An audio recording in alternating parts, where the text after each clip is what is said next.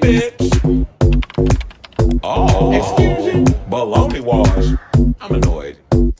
I'm just here to give my opinion and carry Annie. Oh, it's Chris Avalon Unfiltered, bitch.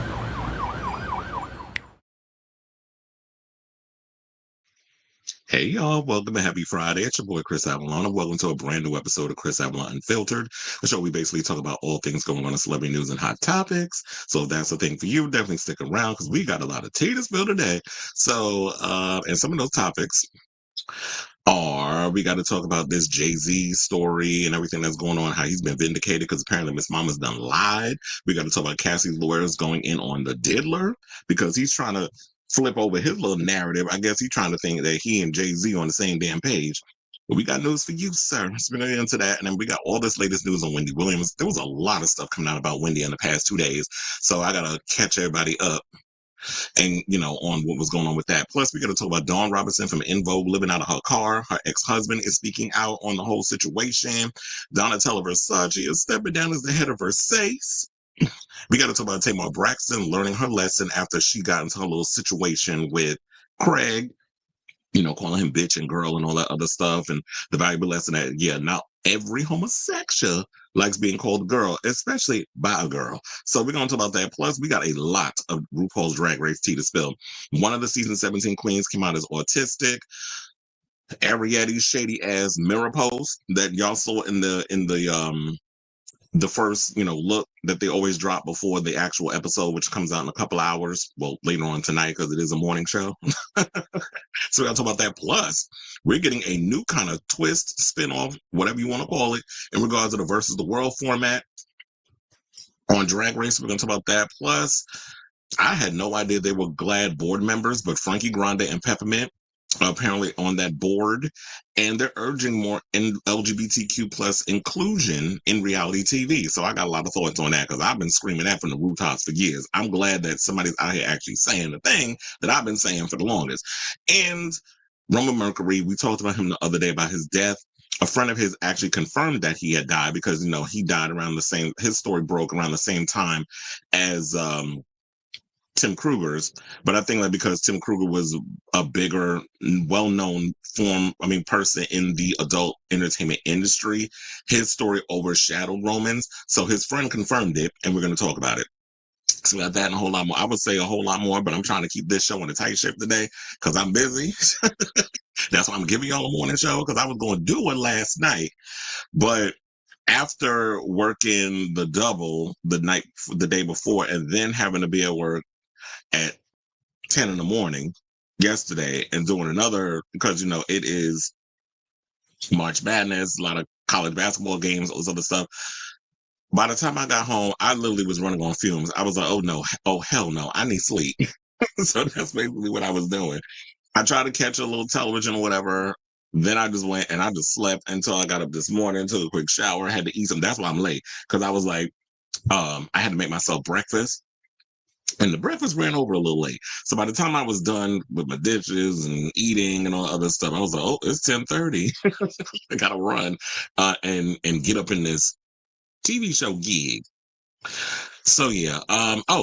And before we get to the topics that I mentioned, if you can do me a solid and hit that like button and that subscribe button, also be sure to smash the notification bell so that way you know when we go live with a brand new episode of Chris Avalon Unfiltered. And also I will be dropping, timestamps within the show. I'll probably have to do that late tonight. So as soon as the show is done, I got to run up out of here. So yeah, the timestamps probably have to come in later on. So y'all might not get that until, I don't know, people watch tomorrow's show. The timestamps will be in there. So I'll probably do it when I get home and I'm in the middle watching the latest episode of Drag Race. That's when I'll, put those timestamps in. But yeah, so because I am a party of one. I produce, I do everything. I touch all the buttons. I'm a one-man band. So yes. And I always want to say this. I don't even know if I say it enough. Maybe I do, but whatever. I do appreciate all of y'all that come in and support this show, regardless of, the time and all that other stuff. So let me hit my banner. I said I got a couple of comments already. Robert's in the building. Ooh. Happy Friday. Onyx is in the building. I didn't think y'all was going to be up this early. It's like, good morning. Happy Friday. I woke up You got snow in Arizona. We got warm weather in New York. It is 45 degrees outside, but it feels like it's 65, which is weird. And then when it actually is like 65, it be feeling like it's 45. Where they do that at? That makes no sense to me with the weather.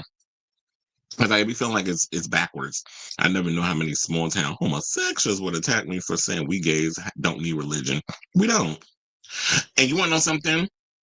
To answer that, I know a lot of people are probably like, what the hell's going on with Gwen? Apparently that bitch went over to the dark side and she hanging out with the likes of Mark Wahlberg. She's liking stuff from Tucker Carlson. She followed Candace Owens, then she unfollowed Candace Owens. So she's following a lot of right-wing propaganda. All of a sudden, I guess the bitch done colonized us enough. She took from the Asians, she took from the blacks, she took from the Chola girls down in LA. But one of my friends said she's from Orange County. I don't know why y'all surprised. And so she's running around here all of a sudden because she loved licking Blake Shelton taint. Now all of a sudden, she's been radicalized and brainwashed, and she following a lot of that right wing propaganda. So the people and then I went and I hit up my friend Lindsay, and she's like, I said, come get your girl. Because you love you some, and then what she texted me, because I'm gonna read it, and yeah, because I'm messy. Hold on. They said they are reaching. I've seen all the actual interviews she's done in the past month, and child, I can't with you radicalized people. Y'all will sit and look the other way toward these other people. She out here, promoting that same prayer app that you see Mark Wahlberg on. And the minute I seen Mark Wahlberg a part of that, because I've been getting a lot of those ads when I'm on YouTube. You see a lot of those ads. I think they even put those ads in my videos because I can be monetized. So sometimes you will get a little commercial or whatever in the smaller videos when you watch it. And I'm sitting there watching, I'm like, why am I all of a sudden getting these prayer things? And she got the ad, the cross for the Ash Wednesday, which I get because I was raised Catholic and I had to do all of that stuff too. And then all of a sudden I started hearing these things about her. And I was like, okay, Gwen. But one of my friends did say this, Celine Dijon. She's a drag queen. Clever name though. She was like, everybody's getting mad at Gwen now. Would you have a right to feel mad? But why are y'all burning up? Like y'all acting like this is the disco sucks era. Y'all sitting out here crushing y'all CDs. You're burning your Gwen merch, which is dumb to me because she already got your money. So there's no point in burning and destroying stuff you already purchased of Gwen. You can like the old Gwen. You can like Holla Back Girl Gwen. You can like Don't Speak Gwen. You can like Just a Girl Gwen. You can like all that stuff. We don't have to like the new Gwen. You don't have to support the new Gwen unless she does right by the very community that she benefited her whole career from. So the future Gwen, we could protest her. We don't have to buy her merch. We don't have to support Gwen Stefani Shelton, whatever the hell she's going by now. Child, should we even go as far as to say that maybe Gavin Rosdale was right? That maybe Gavin wasn't the problem? Or maybe what it was that she was just so butthurt by a lot of the things that men did to her in the past that it's like, she went completely like left with that other man, the new one, for the Cheeto and Phil. Good morning, Black Love. Kudos to people born JBL plays. It's coming. The tide is turning with JD Vance getting booed. You got Trump out here selling Teslas on the lawn of the White House, which is embarrassing. And then he's flip-flopping on these damn tariffs. I don't want to get too heavy in politics because we got to keep it on track with the show. But it is a downright laugh riot what is happening right now. And shout out to people like Tim Walz. And I'll say that who was doing it first. I got to give it to Bernie Sanders. Bernie Sanders been out here going to purple states, speaking to the people. He was just in Michigan. It was like 9,000 people that showed up. He was in one room where he was speaking to people. He went outside with the bullhorn and started speaking to the people. Then he was going into the overflow rooms because there was more people coming than they expected. So the people are pissed. It has been only less than 2 months, and already this heifer and his ilk, the Silicon Valley robber barons are going in with their freaking wrecking ball and just trying to destroy everything that we've built on this country to help people while they want to sit and only give money to their robber baron friends. Because I truly believe that he made a deal with the devil being Elon Musk, or as I like to call him, apartheid Clyde. And he was like, you know what? Your ass is going to jail. It really looks like you're going to jail if you do not win this campaign. So we're going to do what we got to do to get your ass up in the White House. And it worked. They gave him over $200 million. There was other people that did all of that. And the flip side was, okay, now if we keep you out of prison, now you got to allow a lot of us to come up in here and do what we want to do and start dismantling things like the Department of Education, USAID, all the things that we have in place. And also Elon wants to go in and dismantle all the things that were going after him because, you know, with the missiles and all other stuff, what's it, Sissy SpaceX, as I like to call her, you know, with all the explosions and things that was happening with his missiles, they were checking him and putting things in place like, yeah, you need to follow rules and regulations. But he's dismantling all of that because they're going after him. And y'all see it happening. So y'all know I'm not pulling the stuff out my ass. So it's like, just dig deep and look at the stuff. So it's all coming. The people are pissed. The people are telling, we didn't vote for this. Yes, you did. Because we tried to tell you. But you want to know something? There's a lot of idiots in the Democratic Party that wasn't pushing the right message out there. That wasn't really reaching the people. That's why I like the fact that there are people out here like Tim Walz and Bernie Sanders that are willing to go to the purple states, willing to go into the red states and speak to the people and ask them, what are your fears? What is going on with y'all? What are y'all worried about right now? And a lot of the people talking about putting food on the table, having to skip doctor's appointments, having to worry about whether or not I can get myself glasses or do I have to get my children glasses, or being able to put sneakers and things on my kids that I can't even afford to buy clothes for my children. And y'all thinking that a robber baron rich person who wouldn't spit on you if you were on fire actually cares about you? It's like, no, Trump ain't never cared about nobody. He don't even care about himself. So I don't know why y'all thought that man was going to come up in here and really help y'all. And excuse me. And I really felt like Kamala Harris did a great job of getting Tim Walz, picking him instead of that old Zionist Josh Shapiro. I'm glad that she went and picked him because he is truly, like, what he's done for his state, that should be admired. And people should want that for all the other states that we have, not just his one. But, you know, y'all will listen to tampons and all that stupidness that was going on. Oh, y'all love a logo. Y'all love a slogan. Y'all like the pomp and circumstance of it all versus actually, okay, so why are we not talking about policy? What exactly are you as Republicans or Trump Republicans going to do to actually help the people? Instead of saying, oh, the immigrants are the problem. Oh, the trans people are the problem. Oh, this one is taking your jobs. And no. Y'all are the ones that's doing it. The rich people are taking the jobs. The billionaires and the robber barons are the ones that's taking your jobs and moving it overseas. Now we're going after our allies, the people that we actually do great business with, like Canada. And we had other places that we had good reporting during his first term. Guess what? So when you were starting to raise all these things and doing tariffs and all that other mess, those people went to other places like Venezuela and all these other places that they could do business with because he's burning bridges with all the people that we have great rapport with. We're just going to bankrupt this damn country. Now, if y'all wanted somebody, look, this is what you wanted. You wanted somebody that's been bankrupt 6 times in his businesses. Now he's going to bankrupt this damn country. And when it happens, who is the blame on that? Y'all. It ain't us. Because I didn't vote for his ugly ass. I never voted for that wide back heifer. I couldn't stand Trump when he was Trump. And I'm talking about before with the whole Celebrity Apprentice thing and all that other mess.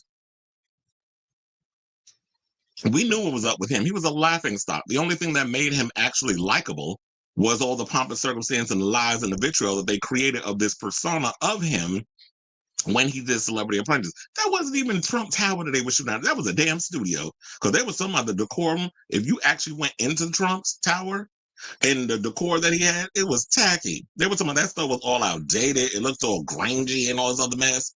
They made it look, they created this monster. NBC created this monster. And now if you go over there on Amazon, well, I don't know. I haven't seen if it's up there.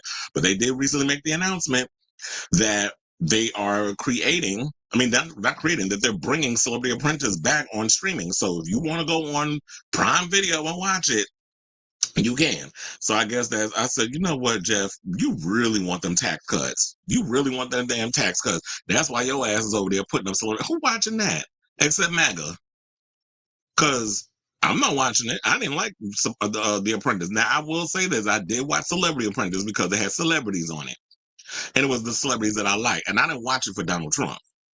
I watched it because of the challenges of what everybody was doing on there. And that was way more entertaining when he had LaToya Jackson and Nene Leakes and Star Jones and all of them on there. That's why I watched. I didn't watch it for him.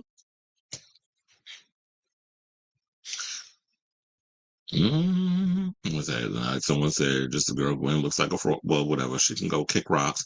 Stop calling him tampon Tim. He cares about trans men and understands that they have their periods. And I like the fact that he got rid of conversion therapy in his state too. So,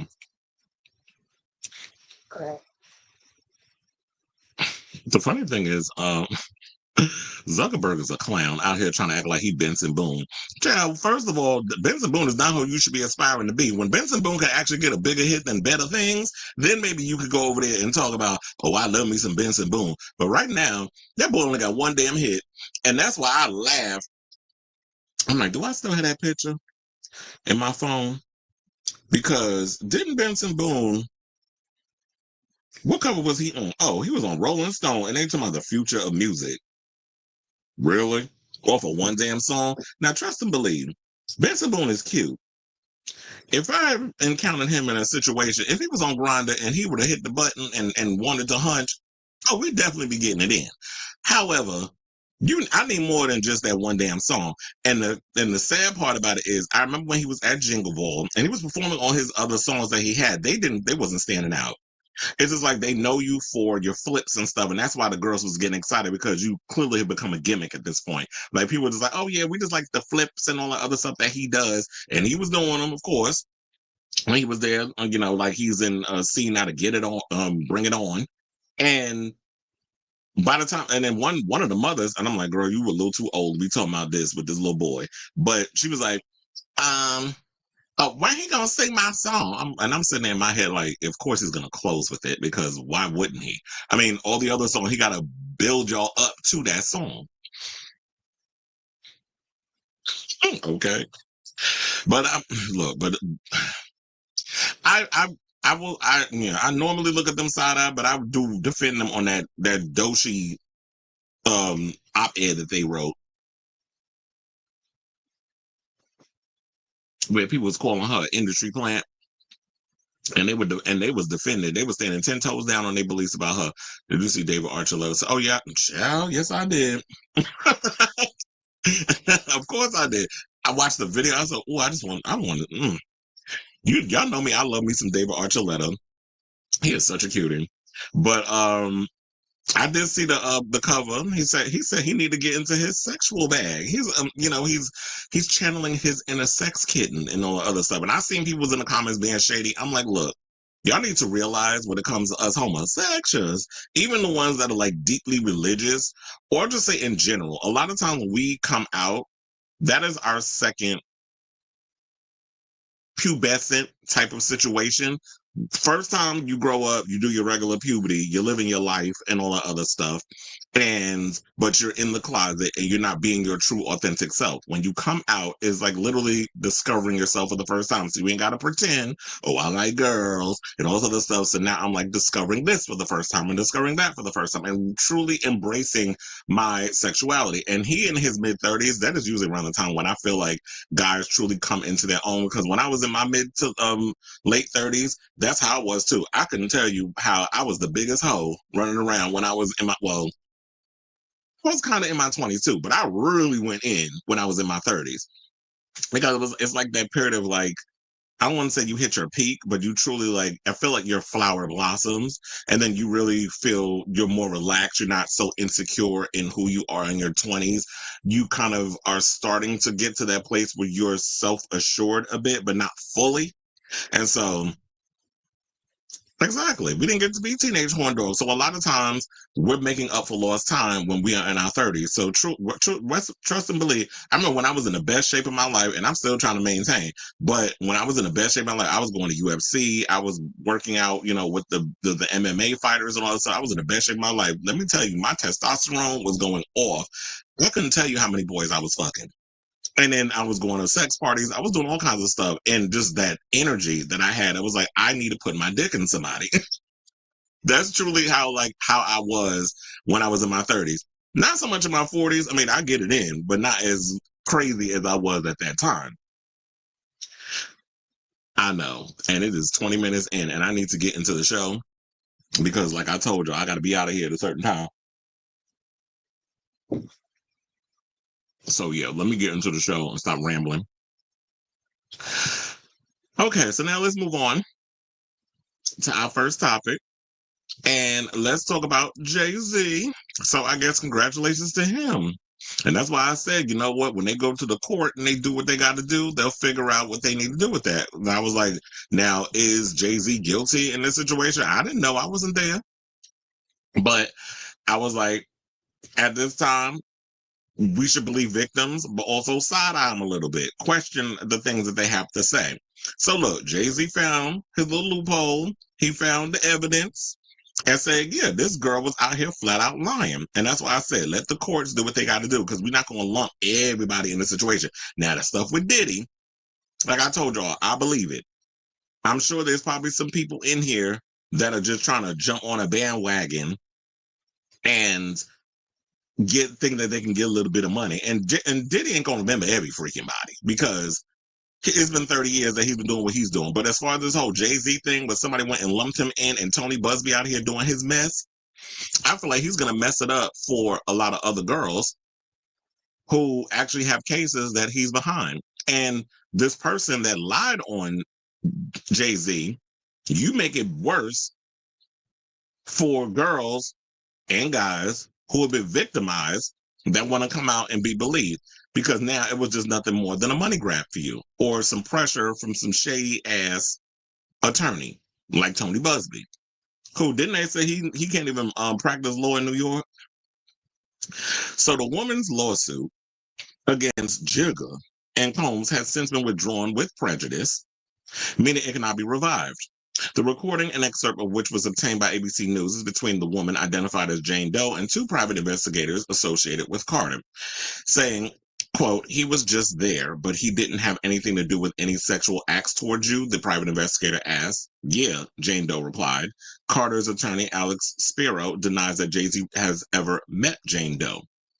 Now, in the recording, the woman is heard telling the investigators that her lawyer, Tony Buzbee, put her up to suing Jay-Z, saying, quote, he was the one that kind of pushed me towards getting forward with him or going forward with him. With Jay-Z, the woman is heard saying, Buzbee did? The investigator asked. Yeah, the woman replied. Buzbee called the idea that he pushed her into suing Jay-Z a blatant lie. Well, if it's a blatant lie, then why did she say it? And I don't think she knew she was being recorded. So they say, as far as the suggestion that I pushed Jane Doe to bring a case against Jay-Z, that is a blatant lie and is directly contrary to all the documentary evidence. This is what he said in a statement. Carter's attorney said the tape speaks for itself and should leave no doubt about his innocence. Quotes, and then saying this, she says, in no certain terms, Mr. Carter did not do this. It's effectively a lie, and the only reason Mr. Carter is even involved in this is because she was pushed to involve him. This is what Spiro told ABC News in an exclusive interview. Now, Jane Doe has said in a sworn declaration, she stands by her claims and dropped her lawsuit because of fear of intimidation and retaliation from Jay-Z and his fans. She also denied telling the investigators Buzbee sought her out as a client for what he encouraged her to pursue a false claim against Jay-Z. She said she felt intimidated and terrified at being confronted on her doorstep and that the investigators knew her name and address.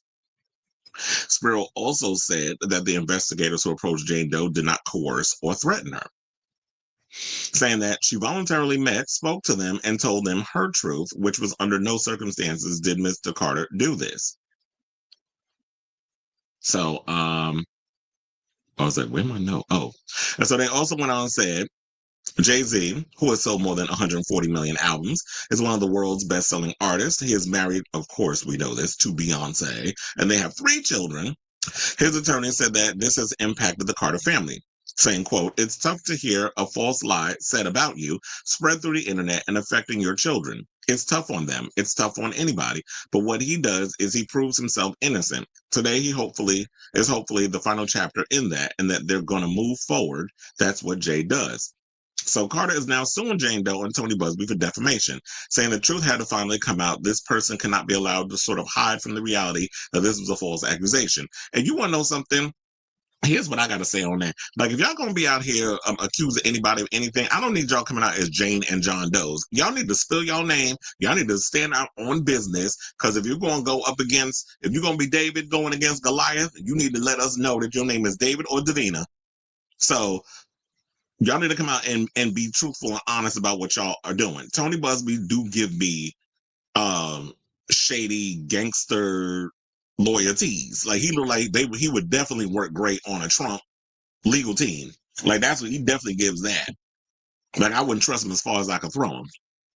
But for y'all to come out here and do this mess, and also Miss Mamas, you out here flat out lying on Jay-Z because you talking about, oh, somebody pressured me. First of all, ain't nobody put a damn gun to your head to make you say the things that you said. Because if they did, then you could have probably said that when you were out here making these accusations, especially when you're speaking to a private investigator. You could have just been out here saying, oh, well, yeah, he threatened to do this or this or this or this if I did not include Jay-Z into this conversation. And I don't understand what was the point of Tony Buzbee even trying to drag Jay into this situation.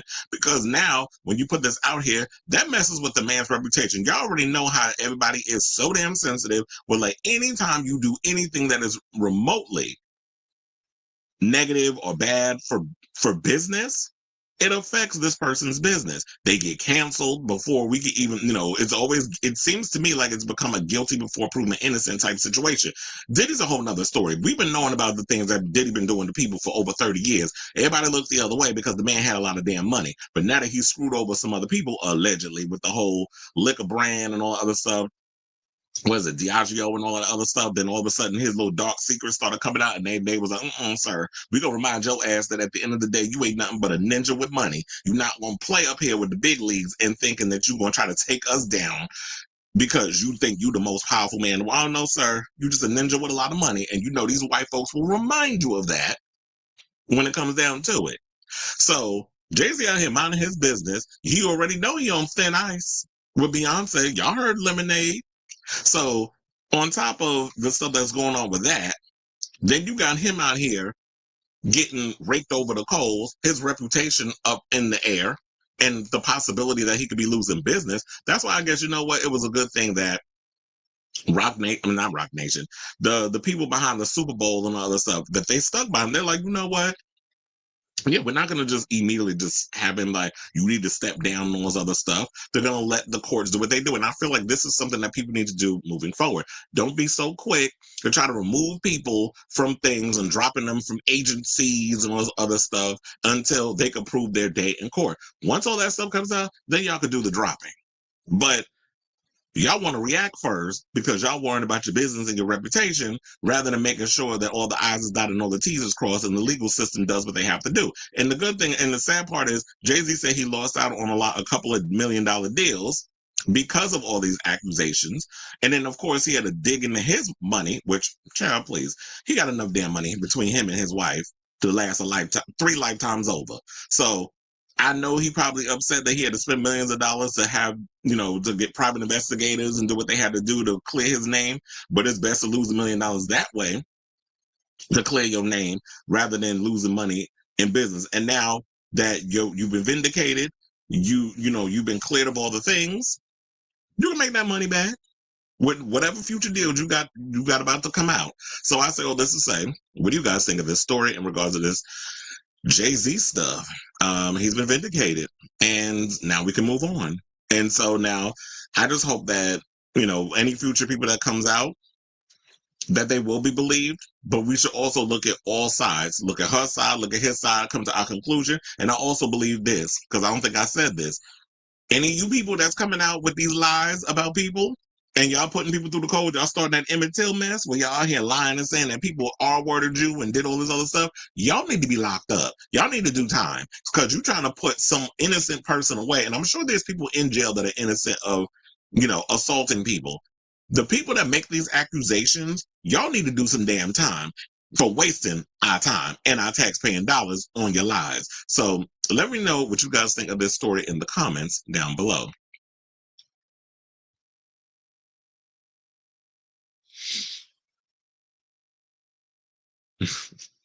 Is that what if they really paid her off or put out a different narrative in the public? That is something to think about. But why go after Jay-Z when she already had a case against Diddy back in 2024? Yeah, I don't understand the whole why do we add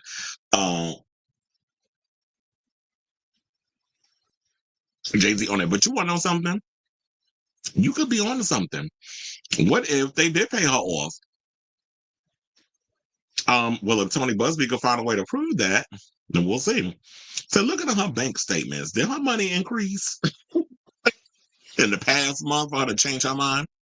But wait, she said that Jay-Z was in the room when stuff went down, but he didn't participate. Yeah, because I could have sworn that in her first statement, she said that Jay-Z was in the room. He did participate. Diddy was there, and another celebrity was there. Why wasn't the third celebrity mentioned? We still don't know from the first story that we did months ago who this third celebrity was. I'd have spilled the tea. Like, if you're going to go after Jay-Z, if you're going to go after Diddy, who was the third? Name them, in the words of Sutton Strack. I want to know.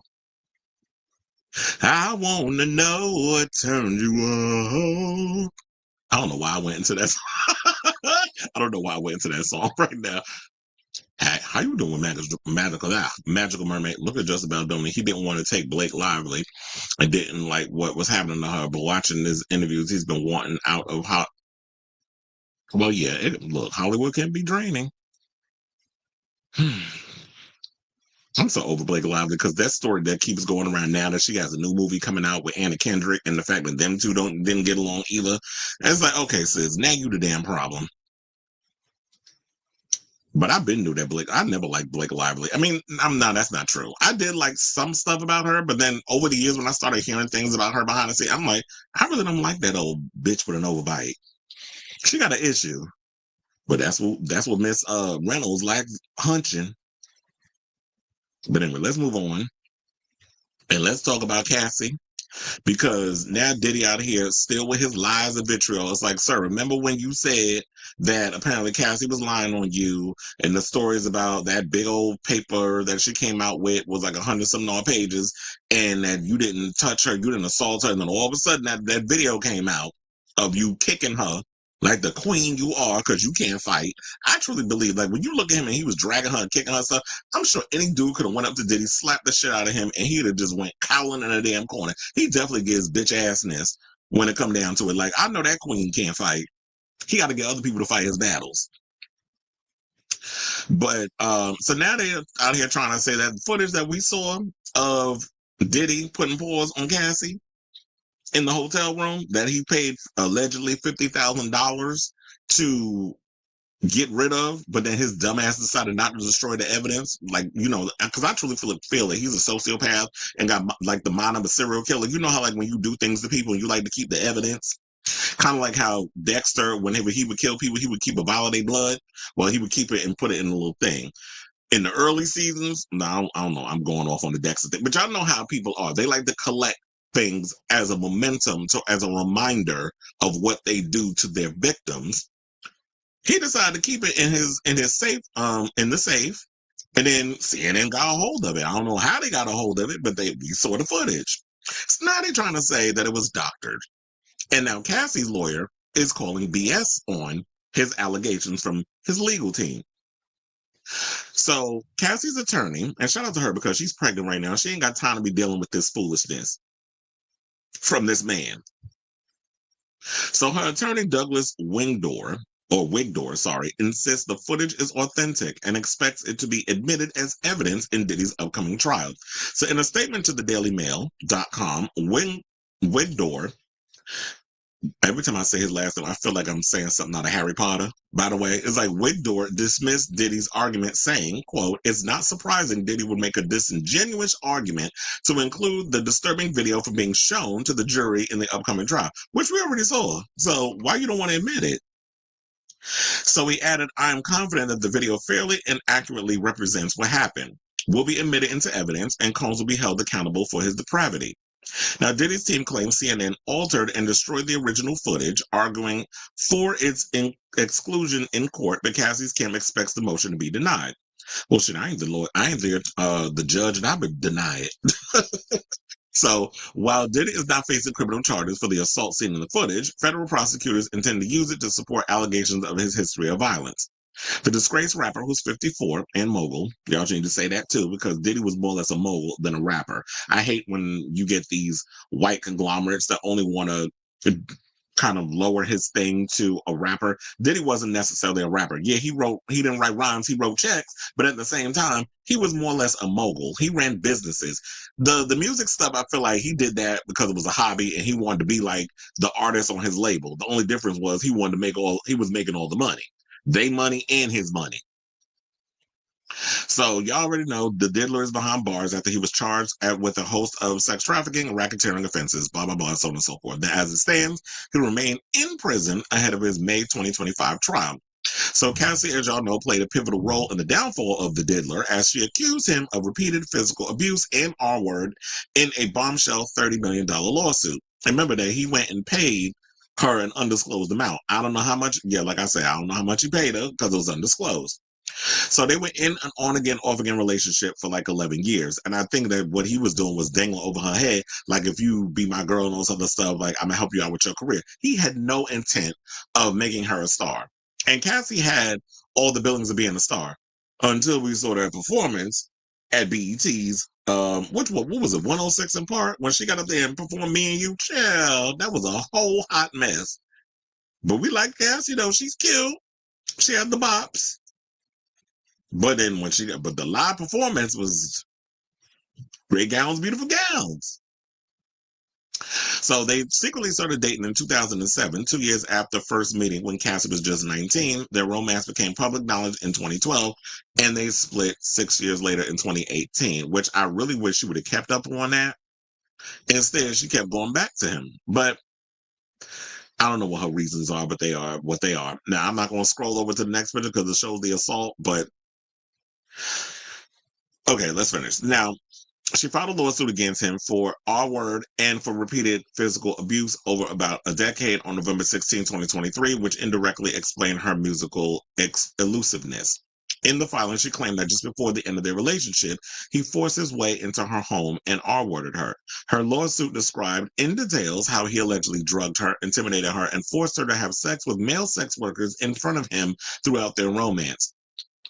So now he's settled the case literally a day later. Now, if she didn't do all the things, or if you didn't do all the things, and I said this back then, if you didn't do all the things you claimed you did, then why the hell did you settle so quickly in y'all's situation? Because you was guilty. They're coming to find out. We saw the video where the surveillance footage of him attacking her at the Intercontinental Hotel in Century City, LA hotel in 2016. And as y'all know, he was wearing a towel. And you see him chasing her down the hall before grabbing her at the back of the head and slamming her onto the ground. She addressed the chilling video in a statement and said, "Thank you for all the love and support of my family, friends, strangers, and those I have yet to meet. The outpouring of love has created a place for my younger self to settle and feel safe now, but this is only the beginning." And this is what a lot of these predators do. You get these men that are half the age, they push. How old was he? He was like in his late 30s going into his 40s when he got with her. This is why I always say y'all need to be real careful out in these streets when you young girls and dudes get with these older people, because why I don't see the point of why older people get with younger people. You've been there, done that. You lived your life. You've gone through the things you need to do to get to the point that you're getting to. When you're 19, you wet behind the ears. You still got Similac on your damn breath, and you still trying to, the world is whimsical and the world is your oyster, and you see the world through these different kind of rose-colored glasses. These older people, they already been around the world and know what's up. So when you get with these young people, the young people are impressionable. They're still like a little blank canvas. You could paint whatever you want to paint on their blank canvas and influence them in some sort of ways. I remember when I got with older people, I always wanted to learn a lot about the world because I always felt like people my age didn't really understand my level of mental capacity and where I was coming from with stuff. And yeah, I got myself into situations where I was like naive about things. But the worst part, but for the most part, I was always mature for my age. And to me, it was like Diddy was a predator who took advantage of this young girl, and I'm sure possibly so many others, and has done harm to this girl. You basically used and manipulated her to get what you wanted out of her, and allegedly, and used your power and influence as a mogul to dangle her career over her head if she didn't do the things that you wanted her to do and fulfill your disgusting, depraved sexual fantasies, allegedly. So may he rot in prison. Shout out to Cassie, because his people out here making up these lies and saying that, oh yeah, the thing was doctored. Okay, well, guess what?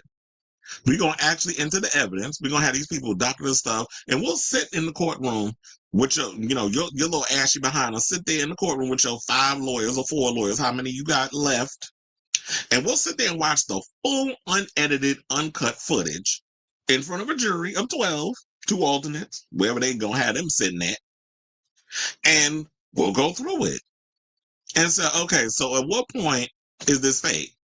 So you saying that you kicking her was AI? AI wasn't what it was back when you did what you did to her. So I don't know where you coming with these lies and vitriol. But we'll keep you guys addressed. I mean, I'll keep you guys abreast, not addressed, abreast of this story as it develops when we get to that point. So we're like, what, March? So we got about 2 months, give or take, away from this whole situation. I'll keep you guys I'll keep you guys abreast of the stories that develop. So I'll say all this to say to you, what do you think of this story in regards of Cassie's lawyers calling out Diddy and his team, his legal team, and saying that the tape that we saw, courtesy of CNN, was doctored? You would think that with CNN having their own line of attorneys and stuff coming, they're not going to play some fake doctored footage. Because remember, he said his full, it was, there's no excuse about it. Like, remember when he put that stupid ass Instagram video out, was trying, don't make it clear, no excuse about him. And I'm sitting there looking at him like, crackhead, you are full of shit with this whole situation. And I'm sitting there just like, while I'm watching it, I did not believe not one damn word that was coming out that man's mouth. And he didn't either, because then shortly after, that video that he came out with, that half-ass apology video, if you could even call it that, is no longer up on his page. So I want to hear from you all. So let me know what you guys think of this story in the comments down below. Okay, Magic Mirror says manipulation of media. Black Love says, but the main question is, if everything Cassie said was a lie, then why pay that? Exactly. Why did he pay this money and all this other stuff that's going on? Why did he pay her that money that quick and all that stuff? So Onyx is apparently a traitor and is watching The View as when he should be watching my show. I'm kidding.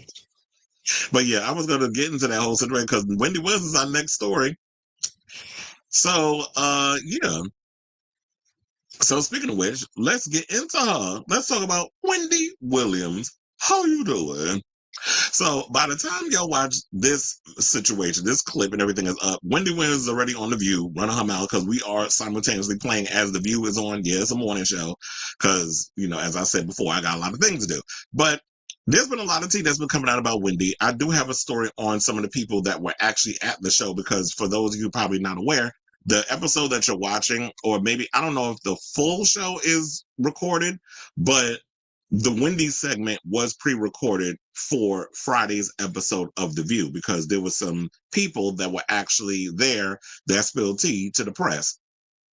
But before we get to that topic, I just want to give you all the latest on what's been going on with her. So the last time we talked about Wendy on this show, apparently she had did another interview with The Breakfast Club, and she was giving insight into a lot of things that was going on, especially when it came down to her when she hatched the plan with the paper and saying that helped Wendy and all this other stuff, and then got to be rushed to the hospital. They call like a little situation where the cops came and took her out, took her down to the hospital, get mentally reevaluated. She said that Sabrina did not even address her or acknowledge her when she was at the place, that they tried to give her attorney the runaround, and then was trying to play with Wendy, trying to act like she didn't know where the hell she was or which hospital she was at. So there was a whole little game that they was playing. It was recently on an episode of The Breakfast Club. And funny enough, Wendy, you shady. I don't know if it was intentional, but she acknowledged Charlamagne, DJ Envy, and Lauren. She ain't see it for Jess He-Man Hilarious, and we don't see it for that man-looking bitch either, because I don't like Jess Hilarious, especially because she always got something to say about the gays and the trans, when she sound like a whole goddamn man with 8 pounds of testosterone flowing through her coochie when she be on that damn show. But apparently, she's mad she might be trying to silently slither her way out of that position, allegedly, according to the rumors. A lot of people I've been hearing talking about that. Like, it just seems like Jess has checked out. Well, go home, be a baby to your baby daddy's child, because apparently, I don't know if she's still with the man that knocked her ass up or if he plan on marrying her. But yeah, she's in the same boat as Halle Bailey when it come down to you just a baby mama and not nobody wife and whatever the case is. So Wendy was on there. I think she also did a couple of other interviews. And then they made the announcement that she was going to be on The View today, which is Friday. So after all of that went down, the judge that got her caught up in this conservatorship in the first place is apparently threatening the former media personality with even more restrictions after the star came forward to expose her facility's conditions. So now Judge Lisa Sokoloff wants Williams moved to another facility. Where? What, you trying to move her to Guantanamo Bay? Like, what could be any worse than where you got her down? So she said, I've always contended that Wendy will be given the independence she can handle. This is what she wrote in the email obtained by TMZ. I question how well she has handled the independence she has been given. Well, have you been actually paying attention to being aware of what's going on in the facility that she's in? Or are you in the same place like Sabrina? Y'all want to sit and y'all are putting people in place to do all the things, but you're not really checking in on these people to make sure that what's doing needs to be done. And I understand you a judge and you just rack down, you listen to what goes on and you hand down a sentence or whatever you want to do, and that's about that. You move on to the next case. But how do you know how much independence that she can handle in the whole situation? Once she's free, y'all can put things in place to help her where what needs to be done. Like, somebody could actually look over her finances and make sure she's not being taken advantage of, that she's in this, because she's an addict for the rest of her life. Whether she want to sit up and talk about cold turkey and all this other stuff, she's always going to be an addict. What's an addict? Always an addict. Meaning that you have to constantly be on top of that. She can go to her AA meetings, because I believe that the drug of choice is alcohol. I don't know if she was still on the booger sugar. Back in the day when she was in her early stages of her career, she was snorting, all that white powder. She'll tell you about it. And now she said that she went cold turkey. But then you traded one addiction for another, which was the alcohol. And we don't know how long she's been in the throes of that until we saw it get out of hand in the Where's Wendy Williams documentary. But you can put things in place where you can get her a sober coach, making sure that, she is being taken care of and going through the throes of keep her on the right track for the rest of her life. But she should not be wrapped up in this situation. Why is she in a memory unit? When her brain seemed fine, I ain't saying it's 110%, but her brain ain't in the same situation as these other people that she's being compared to. And I think the difference is they did not expect somebody like Wendy to be able to have the power and the movement and the influence, because she ain't like all these other people you got in this facility. You locked up somebody who is in media, who has a rapport with some of the most powerful people in media. The Breakfast Club, Don Lemon, even though he's now on YouTube, but I'm not throwing shade at YouTube, because first of all, I'm in the YouTube space too, and YouTube is overthrowing everybody else in the media podcasting space, not network and media and legacy media. All that is going down the toilet. YouTube is the future. I've been telling y'all that. Then she got Jason Lee. Now she got, and I don't, TMZ, I don't know if I mentioned him already. Because, when I just be saying stuff, it just comes out and then it's out of sight, out of mind. So she's got all these media friends that are going to be able to help her with her narrative. And now, for the first time, she's on a national network show telling her story, which is The View. And that's a huge audience over there. Y'all may not like a lot of the stuff that they say over there. And don't even get me started on the propaganda they be spilling. The moderate Democratic propaganda and the idiots they be having on there, like Elisa Slotkin, Gavin Newsom, these jokes from the Democratic Party, the lurch looking one, Fetterman, and these other idiots, when they have them on there, politics aside, it's a good platform for Wendy to get her story out, because a lot of people who aren't aware, like we are, because we're in this space, a lot of the people that watch The View ain't on YouTube. So getting the real information, or TMZ and all these other places. So Wendy began to tear up when she heard the news and said she'd keep it PG despite wanting to say a few choice words about the situation. Saying, giving me more restrictive environment, what could be more restrictive than the coterie?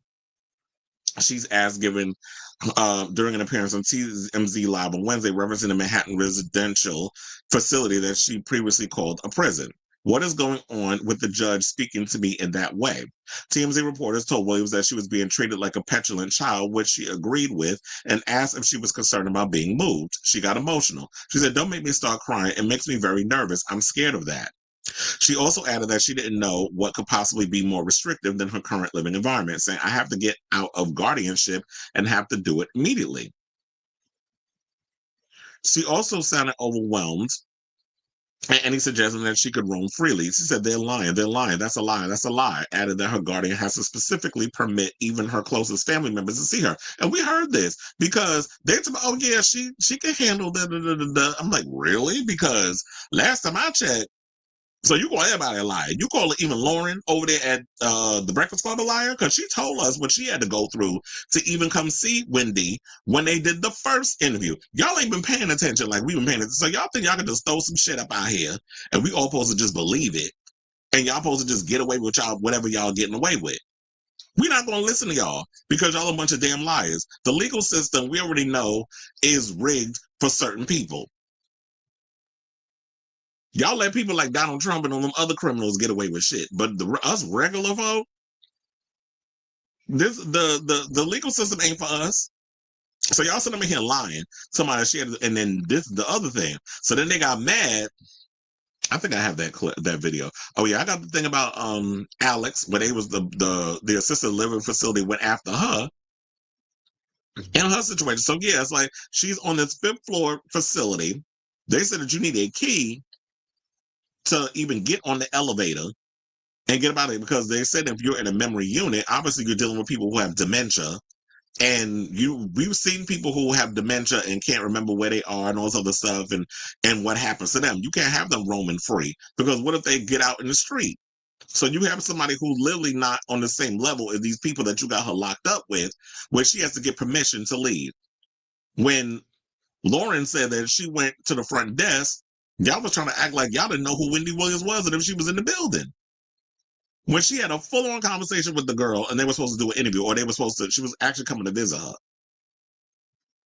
So they also said this, the judge, let's talk about her ass. So now she's been under investigation for receiving nearly $6,000 in campaign donations from 2019 to 2022 from 20 guardianship lawyers, law firms, or people who deal with guardianship cases, and awarded those same individuals 62 appointments in 2022. So this sounds similar to an episode of Law and Order that I remember seeing. Remember how, what was it, Swoozie Kurtz? Y'all remember that episode? Or maybe y'all don't, but let me remind you. So apparently she was sending these kids to this facility where they was, I think one of them ended up dead or something or another, and she was getting kickbacks from sending them up there, even for crimes that were just some low collar crime or whatever the case was. She was getting, how many people she was sending up there, she was getting a percentage of the money. So this is all a game to a lot of these people that work in legal, how y'all be giving people the most extreme circumstances and getting kickbacks. It's the same thing how y'all trying to make prison, when you throw people in prison, y'all get a percentage and stuff. This is a money game to a lot of these people. So you got a lot of crooks and criminals who work in law, and she sound like one of them. Now, how you get making $6,000 in campaign donations? And it's like a quid pro quo, a percentage that you take in when you got law firms and people who deal with guardianship cases. You sending them into situations and you making money from them. But you ain't realized when y'all did this to Wendy Williams, the type of pull that she has. Because I know, I saw a friend of the show, Robert, trying to compare her situation to Britney Spears. Britney Spears eventually ended up getting out of her situation and saying that how media people are more lenient towards Wendy than they are to Britney because Britney was a pop star and Britney, be having her moments or whatever. Maybe some truth to that. But in regards to this, it's she is amongst the peers, people that work in the media space, that is their peer. So she is going to probably there's probably going to be a little more bias there. But I do agree that these people fucked around and are starting to find out. So y'all didn't think that this was going to happen. And what I feel like what you need to do, Harvey, over there at TMZ is investigate these people that are trying to keep Wendy in this conservatorship. Investigate Miss Mama Judge and the what's her name? And Sabrina and all of them. Now, speaking of Sabrina, let's get into her ass now. Because now her attorney is not liking the narrative that is being presented about her client. So now she's trying to windmill hard for her. So TMZ also said that they received a letter from a lawyer repping Wendy's guardian, Sabrina Morrissey. And the attorney claims that some of the media coverage of the guardianship and her client is untrue, inaccurate, incomplete, and misleading. The attorney notes that Morrissey did not create the guardianship. The judge did. That may be so, but if the judge created it, shouldn't you as a guardian be making sure all the I's is dotted and all the T's is crossed and you helping your client the right way and not taking advantage of this lady? Which is what it seemed like a lot of you people in these situations do. If you have a job to do the job. Don't be going above and beyond because you're trying to get a little cut or whatever the case is, as a lot of you crooks tend to do. When y'all be in job, y'all forget to do the job that you put in place for. Maybe you overworked and underpaid and overwhelmed because you have too many people you have to look forward to. But that's social work, isn't it? Unfortunately, that's the stress of the game. This is a job you decided to take on. So he goes on to say a judge declared Wendy legally incapacitated and after she was diagnosed with frontotemporal dementia the year before. The lawyer says Wendy has not been kept from her family, saying she can call them and see them whenever she wants. They said that she also has not been allowed visitors, with just a few exceptions since entering the assisted living facility in New York. So now all her family is lying then? You said that she can call and see them. But then we saw that she can get permission. She had to get permission. Then y'all said she can come and go as she pleases, which we all know that's a lie. But if she can come and go as she pleases, then why would y'all just saying all the stuff that y'all was recently saying in the media recently? Which one is it? Like, y'all act like that. Y'all can just keep saying stuff. Y'all all trying to follow that Trump thing. Let's throw 150 million things at you at once, overwhelm you, and we could only focus on, I'm going to throw out 100 things, but you can only focus on the 2 things I said. While the other 100 things I've said you ain't really catch. But you know me, I can multitask. I catch it all. So y'all up here trying to say all this stuff, it's a bunch of BS. So the lawyer said that Wendy has not been kept from her family. She also knows that Wendy traveled twice to Florida to visit family, but she had to get permission. So that wasn't a come and go as she pleased.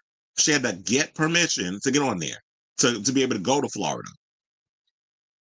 They also said that she claimed the judge actually turned down the last visit for her dad's birthday and reversed that decision after TMZ's documentary, Saving Wendy, dropped on Tubi.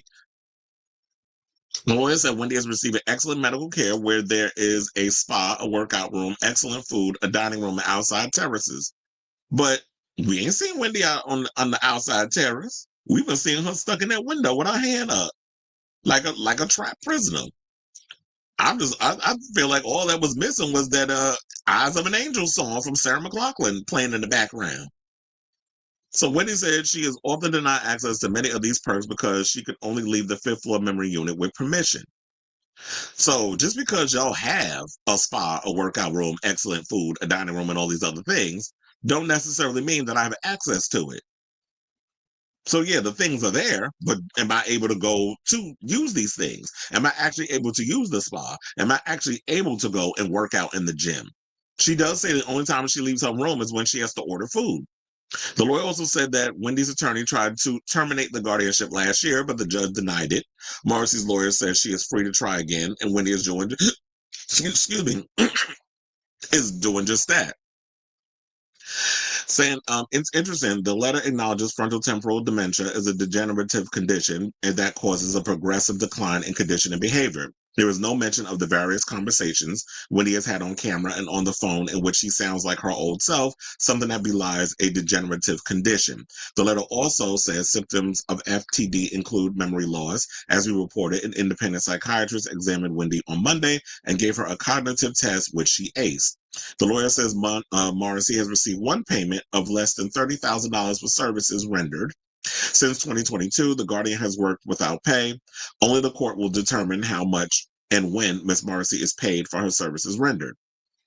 Finally, the lawyer warns false statements about Miss Williams, her condition, and guardianship harm Miss Williams and her interests and undermine protection created by the court for her health and welfare. Now, Wendy, her niece, her independent caregiver, and others have a different view of the situation. And so we've heard all the things, and her niece, they was even trying to come after her, because here's the latest story on that, because I told you it's a lot. So shout out to the neighborhood talk for this story, because now they were saying that after the, Wendy aced her test and everything, Alex was like doing some cloak and dagger stuff. She took her aunt Wendy out to eat, and they was out here talking about how Alex basically kidnapped Wendy and took her to dinner. So yeah, this is all too much, by the way. They said Wendy's assisted living facility reportedly filed a police report alleging that her niece, Alex Finney, kidnapped her by taking her to dinner. According to TMZ, Finney recently accompanied Williams to the hospital where she has been undergoing psychological evaluation back to the coterie, the residence she has been staying at the last 8 months. Whenever they say the coterie, I don't know why I want to say charcuterie. I just don't know why that pops in my head. But anyway, so they said after spending time at the facility, Finney reportedly took her aunt to an Italian restaurant for dinner. Hopefully there was no alcohol involved, because I'd have been like, yeah, take a breathalyzer. Because if that's what was going on, I'd have been mad at you, Alex, for that. You got to keep her sober. But I don't think she was drinking. At least we don't know if she was. Now, staff at the coterie allegedly contacted the NYPD, claiming Finney had broken the rules by taking Williams out without proper authorization. So I got to go through. I mean, I understand. It's like, yeah, but she a part of the facility. They have to keep track of their client, because if anything happens to her, that's on them. But if y'all been treating Wendy the way that y'all been treating her, I might pull an Alex Finney and be like, oh no, fuck y'all, because the way y'all been treating my aunt up in that facility, y'all can eat a bag of dicks for all I care. Like, I'm taking my aunt out. I don't give a good goddamn how y'all feel. File your stupid ass police report, because I'm filing one on y'all, especially the way y'all been treating my aunt. So now they said that Williams cannot leave the fifth floor memory unit without assistance, as an attendant must operate the elevator. But once she's out in the streets, then what? Y'all don't have nobody going with her on that either? So,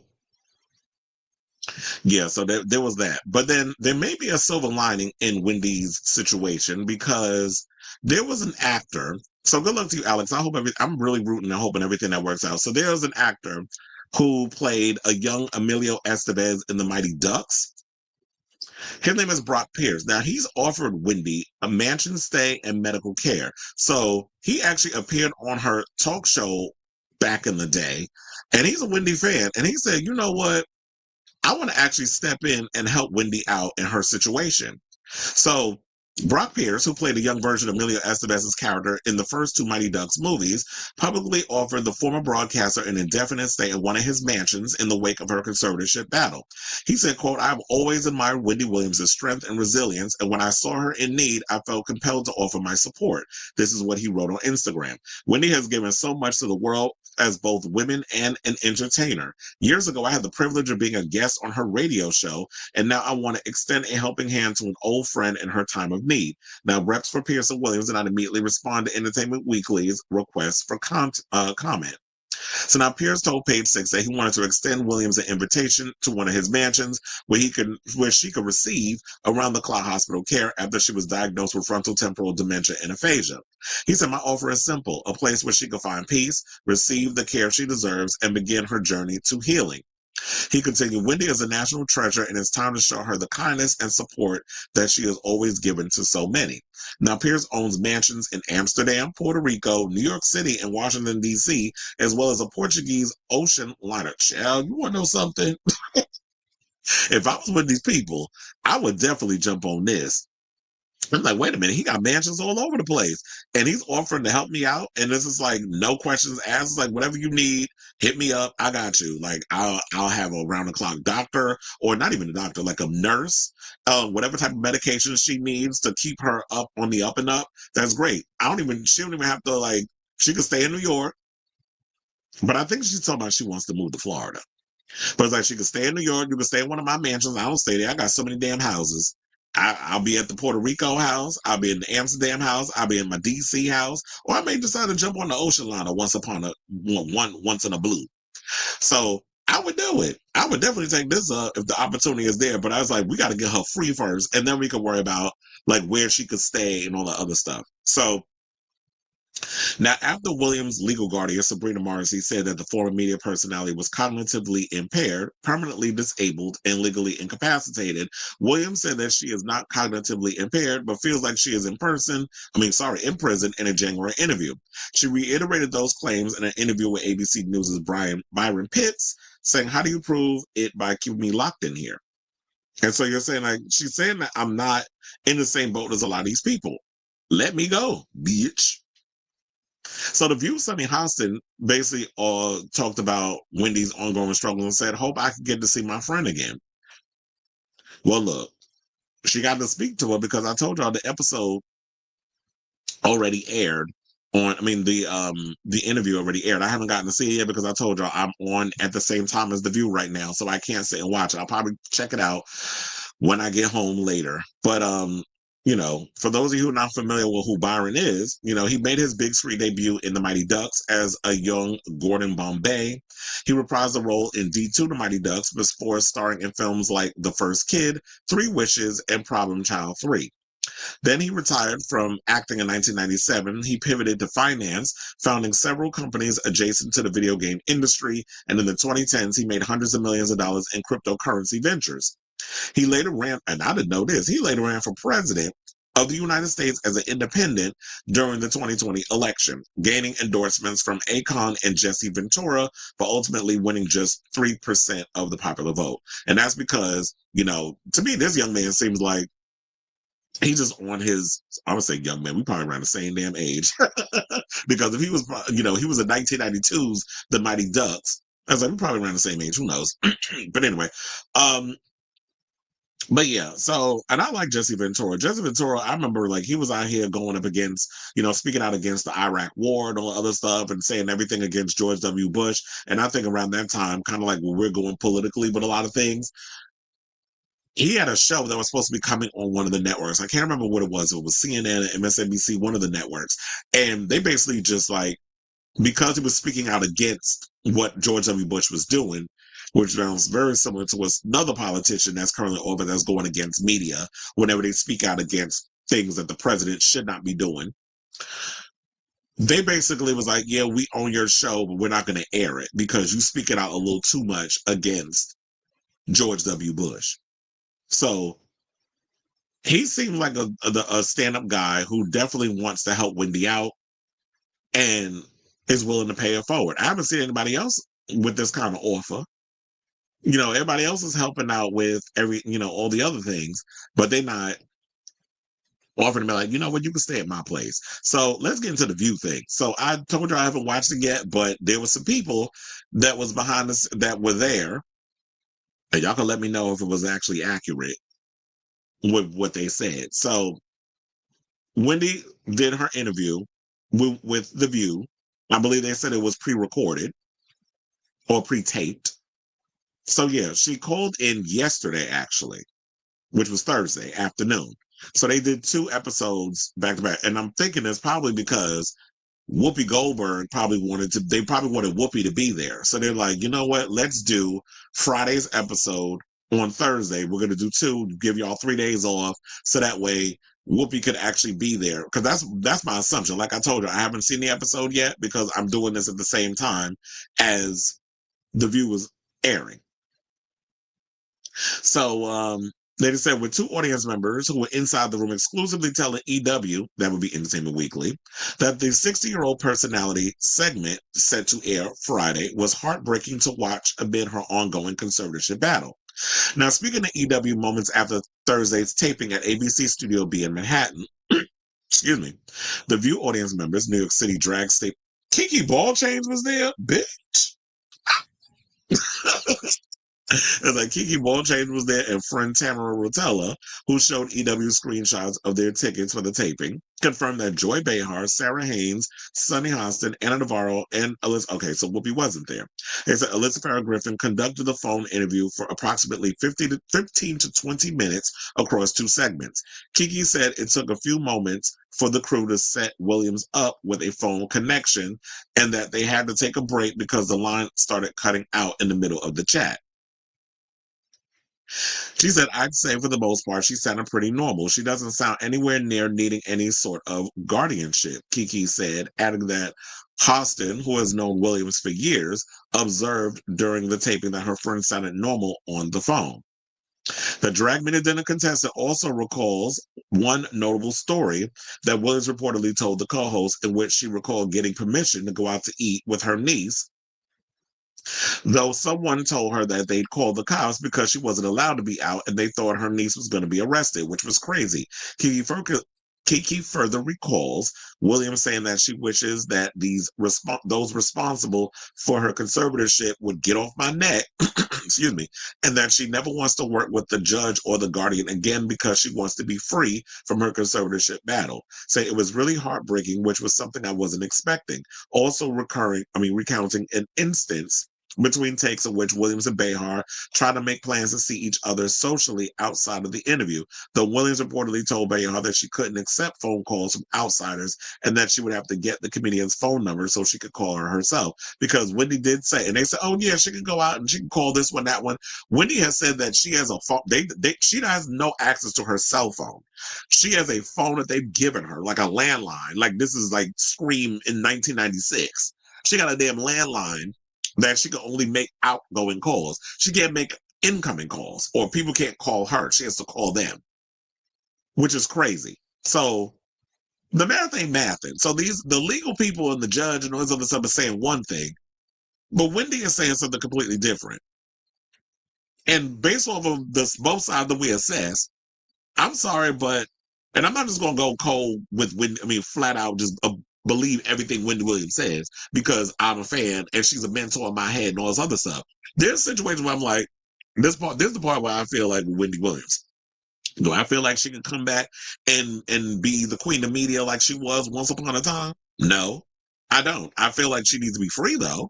I don't feel like she can get back on TV like the way she was when she was doing the Wendy Williams show, because there's often been too many times in interviews where she'll be on track with what she got to say, and I feel like she stumbles over her words and can't hold on to a thought long enough to be able to complete a sentence. So I do feel like there is some damage done to her brain from the years of alcohol abuse, which may have caused a bit of her dementia.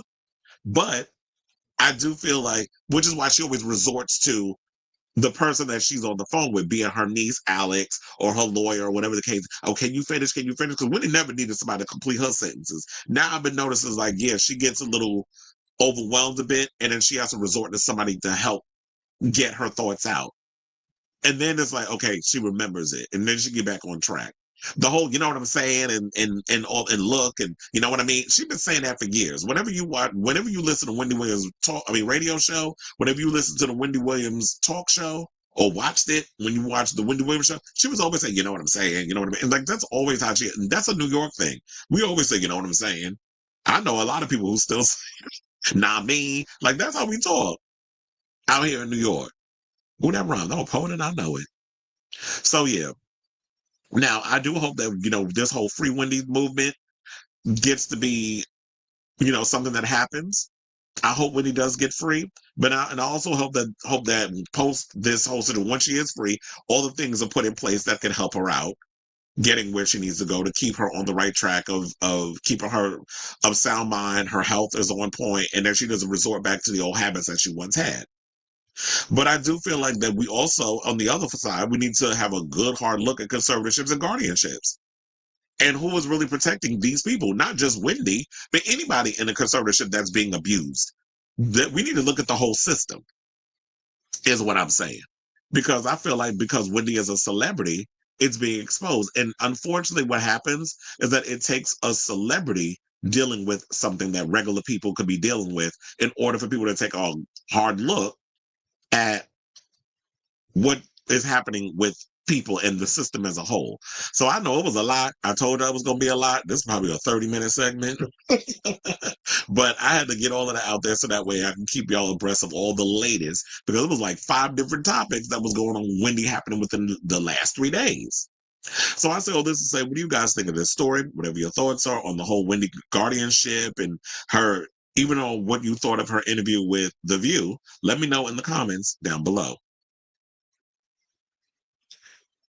Ooh, child.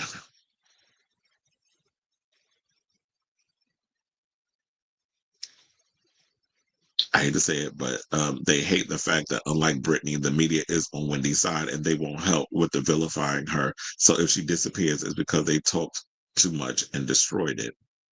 I don't want a guardian. I don't want Sabrina. I want out of the guardianship. Yeah, Sabrina needs to go. The famous purple chair is in storage, and Sabrina said I couldn't go to storage. I think she mentioned that before when she was in another. I don't remember where she mentioned. I think it might have been Dawn Lemon's interview where she mentioned that. I think the library is popular. It sure is. Called for Dr. Oz. She had a good relationship. Dr. Oz busy out here fucking up our Medicaid. That's what he doing. She could have greater dependency issues that could be more of an issue than we know. Yeah. Many people are fine when they are on their good days. Case in point, Matthew Perry. And we can see what happened to him. Yeah, well, thank you for the comment, but yeah, it was when I read the article, pretty much to state that yeah, Wolfie wasn't there. I thought she would have been though.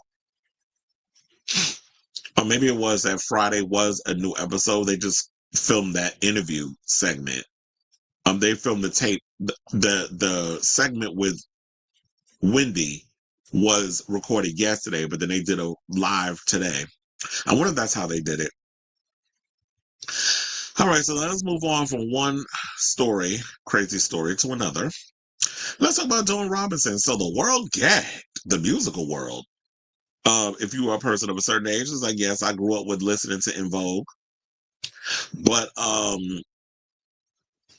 apparently Dawn Robinson revealed, because she has a YouTube channel, that she's been living out of her car for the past 3 years. But she said don't cry for her Argentina, because she's living in her car on purpose. Because she says she living the life of a nomad. Now, I know I made that Evita situation. Did y'all hear, sidebar, that Rachel Ziegler is about to play Ava Perón at the West End? Just putting that out there. So Dawn Robinson, a founding member of the successful group In Vogue, has been living out of her car for years. And while she initially did it out of necessity during the pandemic, she says she's devoted to it. So the Free Your Mind, and the rest will follow, singer, who's 58, revealed that she's been living in her car for the last 3 years as she shared her new life update in a YouTube video on Tuesday. Saying, you guys, for the past 3, I will play the clip, but it's a bit long-winded. So I'll just read y'all what Miss Mama's had to say. So she said, you guys have been, for the past 3 years, I've been living in my car. I said it. Oh my gosh, it's out. She said in the nearly 20-minute video, giving an audible sigh of relief. Now, Robinson shared that her decision to move into her car came when she started living with her parents in LA in 2020. The singer said that she eventually grew tired of her mother's anger and ultimately decided to leave her family's home, saying, quote, that was wonderful until it wasn't. I love my mom, but she became very angry. A lot of her anger she was taking out on me. I was her target all the time, and I was like, I can't deal with this. After a month of sleeping in her car, she said one of her managers, who she refrained from naming in the video, pushed her to move back to LA and offered to let her live with him. However, the situation also took a turn for the worse when she allegedly realized there was no space for her in his home. So she stayed in a hotel for 8 months as she continued to search for an apartment. But her manager, she said, continued to make excuses as to why certain apartments weren't suitable for her, saying every apartment I looked at, every single time I looked at a place, I would call him and I'm like, okay, can you meet me here? I would tell him ahead of time, of course, and then he wouldn't meet me there. So I would take video and send it to him. And he's like, no, oh my God, the neighborhood, I hate it. First of all, girl, why are you even asking your manager what he thinks about a damn apartment? If you want an apartment, get the goddamn apartment. Why you got to go through him? And 9 times out of 10, I would think that you would have somebody, because I know that in situations that when it comes to celebrities, you have people that will go and try to help you look at homes or whatever the case. So maybe that's why she got a manager, that the managers will be like, well, I'm going to look at a place for my client or whatever the case is, kind of peruse it, look at it, and then run it by them and be like, okay, I think this will be like something up your alley. That if you are interested in like, okay, this is what I'm looking for when I want an apartment or a mansion, whatever you getting. And you basically just be like, this is what I'm looking for. This is like the ideas that I have in my head and the type of place that I want to live based off the energy that I give with my personality, be it like some gothic type Spanish home or just something that looks a little more progressive, very tech heavy, where it's like you got all this glass.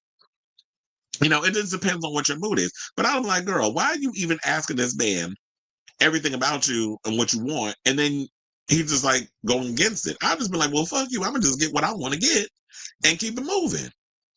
Because clearly he don't have your best interest at heart. Or maybe what is she trying to imply? Because it was like, well, I did try to offer her a place, and she looked at it and was like, ain't no room up in here for me where I'm gonna live. So is it like low key you was into her and you want to try to hunch her or something? Is that what you trying to imply? So she was like, I'm like, dude, I'm the one who has to live here. So that's why I said at the end of the day, if you like it, who cares what the manager has to think? Get it anyway. Move in. You ain't gotta listen to him. But child, remember when she was on R&B Divas? We seen how much of a problem that she was when she was on that show. They tried to tell us in the reality show. So I've always felt like, you know, over the years, Dawn Robinson has been overly problematic. And I truly believe, like, okay, sis, at some point, I think it's you. That you put yourself in this situation. I'm not saying that all people that end up homeless get put in this situation. Sometimes people are victim of circumstance. We already see how it is in regards of when it comes to having a place to live, how y'all keep raising these damn rents to unattainable prices, the gentrification of neighborhoods. Y'all trying to make this, like, especially New York, they trying to make this, and we could thank Giuliani ass for that. That McGilla gorilla looking bastard, or that overgrown orangutan, as we should say, that he tried to make basically turn Manhattan into Disneyland. And Bloomberg, trifling behind, continued the legacy because he's a businessman. We need to run New York like a business. Don't that sound familiar with the rest of the world? So then they also said that she started researching car life videos and discovered people who shared their experiences living in their cars online.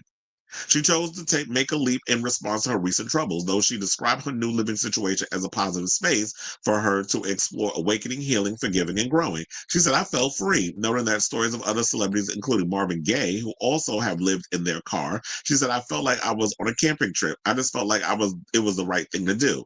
Adding that she's not, she also said that she's not looking for fans to feel sorry for her amid her current circumstance, saying, it is not woe is me. I'm learning about who I am and learning myself as a person, as a woman.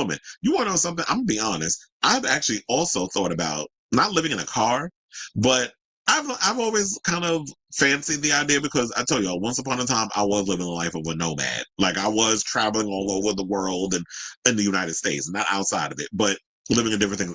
I traveled with the circus. I've done all kinds of crazy stuff.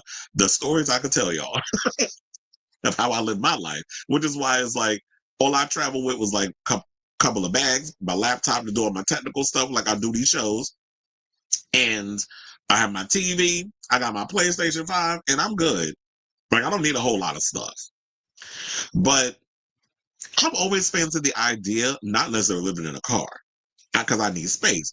I've always thought about living in like a mobile home and traveling and doing things that way, or even I've always had these things, and I was looking into, and friends of mine was looking into this too, and they kind of got me interested in looking at this as well.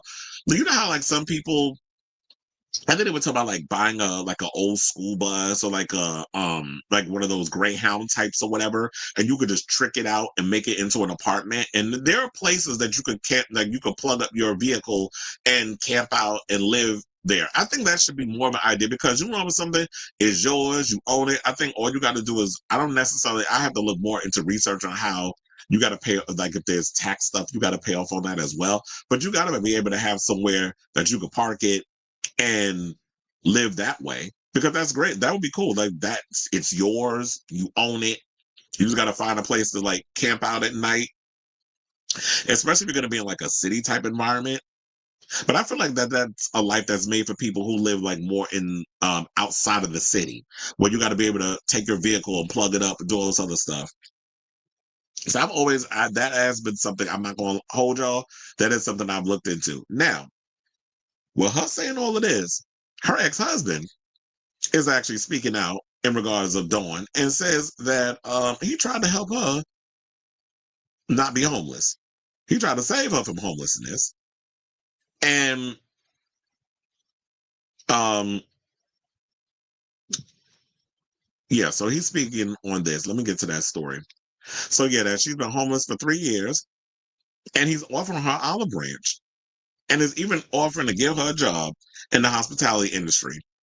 Now, DeAndre Allen, or Andre Dre Allen, I should say, who's 49, revealed that he once offered the former In Vogue member, a position in hospitality with Hilton Brands, and followed up with the opportunity while talking to TMZ Hip Hop in an article published on Thursday. Now, earlier this week on Tuesday, Robinson uploaded a video on YouTube, as we already talked about. He claimed to the outlet that he previously loaned money to pals in the industry, with some dying due to poverty, and expressed that he wants to prevent that from happening to his ex-wife.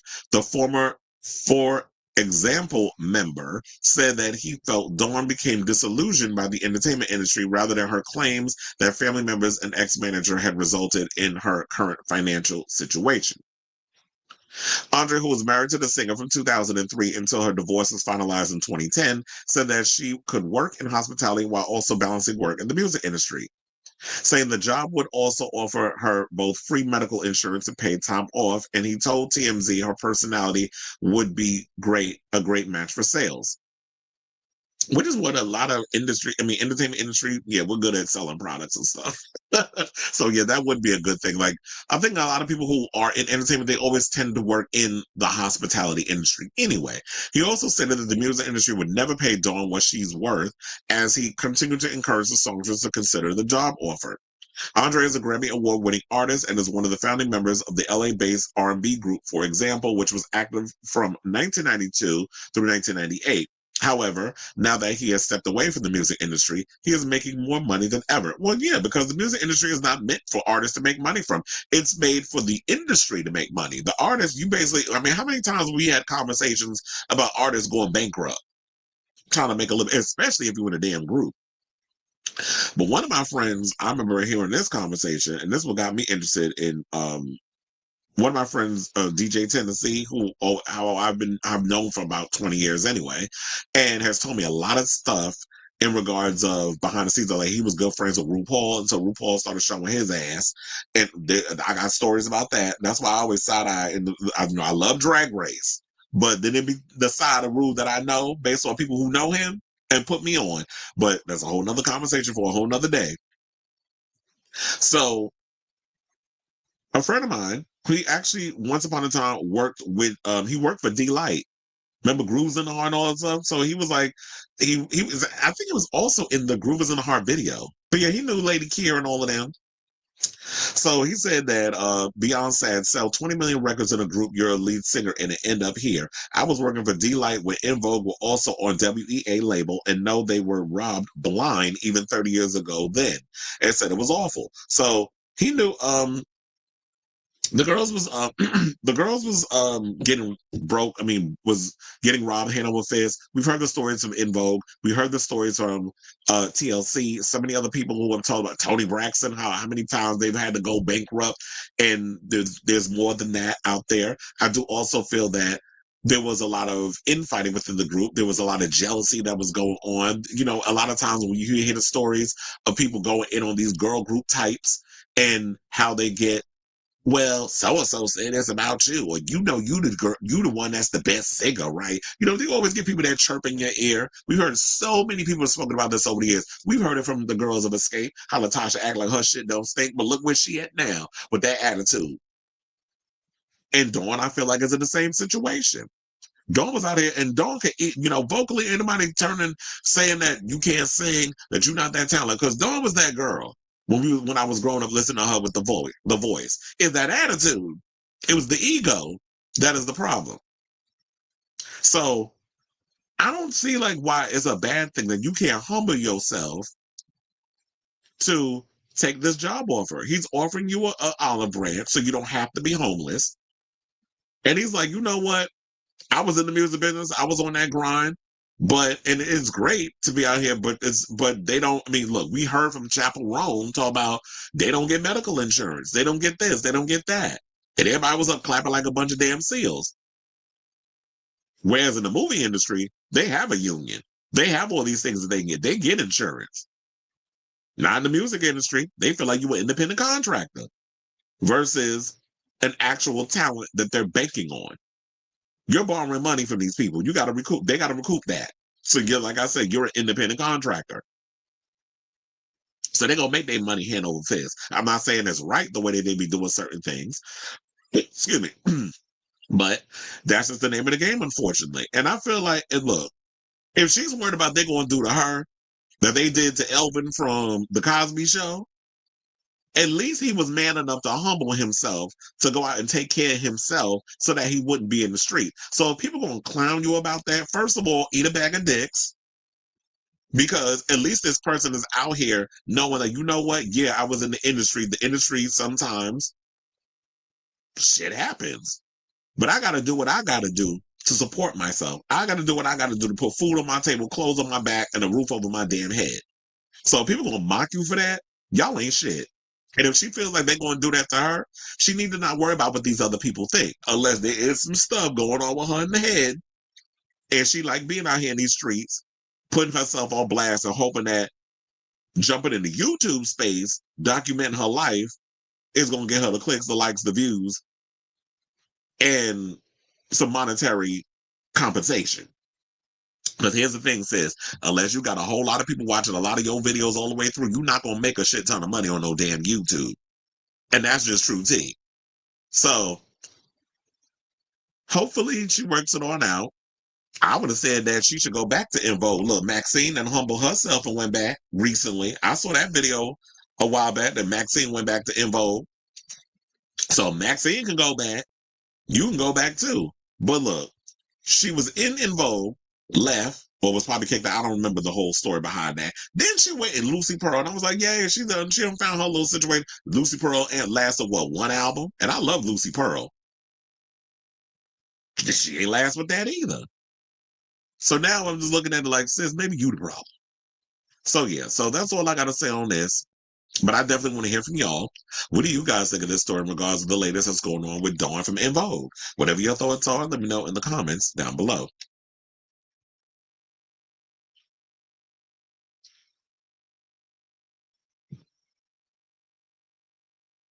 She said, at least get a Class B more. That's what I said. I like the whole idea of a mobile home.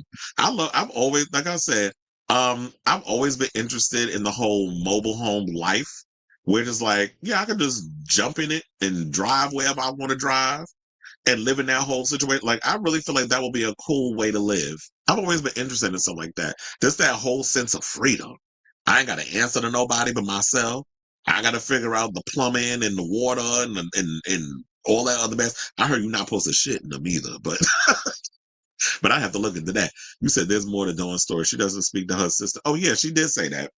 That she doesn't speak to her sister. I forgot to mention that, but yeah, she says it. I think did she mention that I think she mentioned that in the video. It says she has an assistant gym membership. Oh yeah, and the gym membership she uses to actually shower.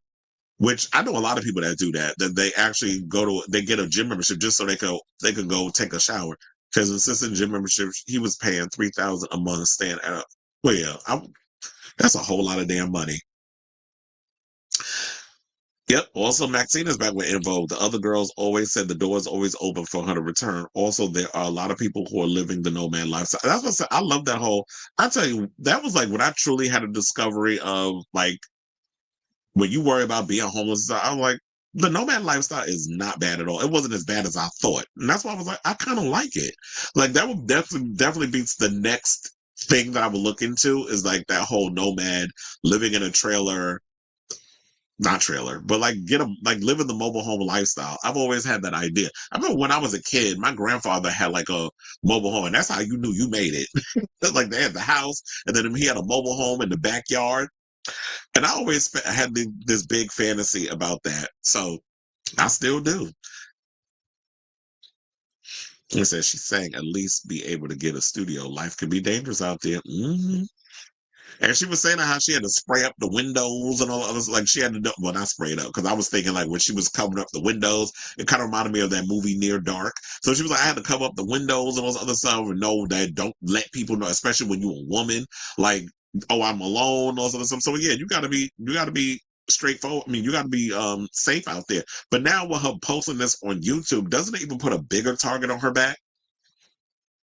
Because now people probably seen that video and now they're aware of the situation. And now you really got to be extra cautious.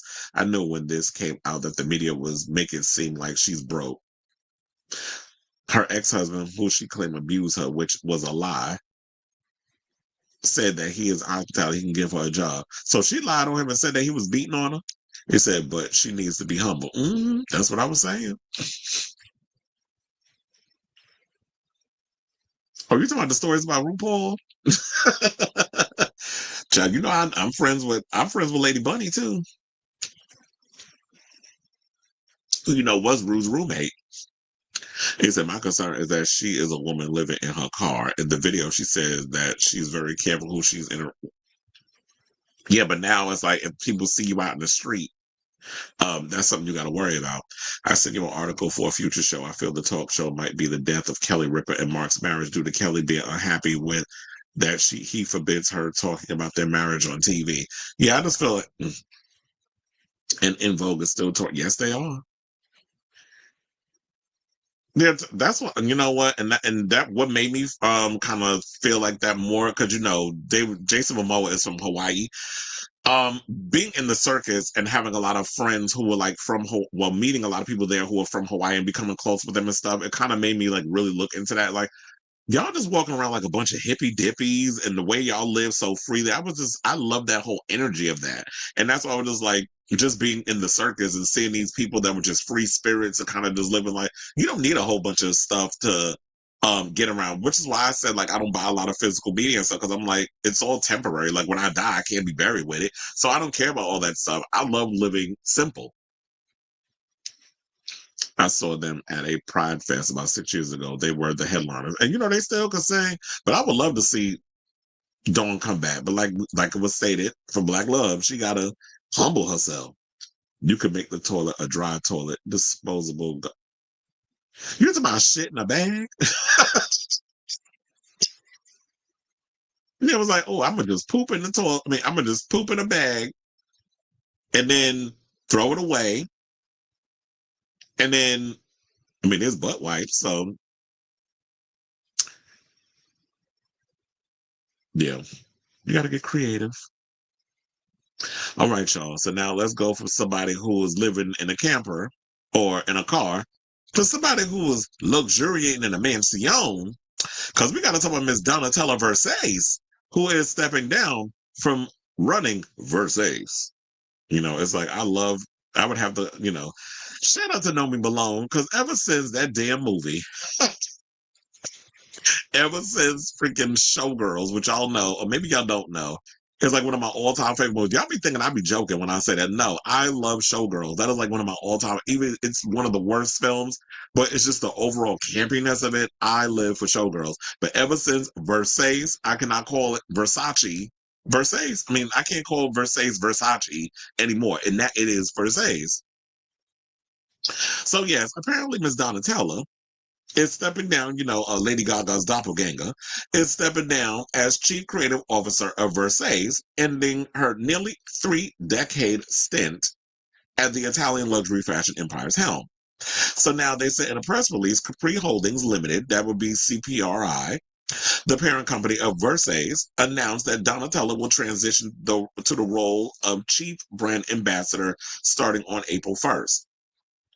Why April Fool's Day of all days?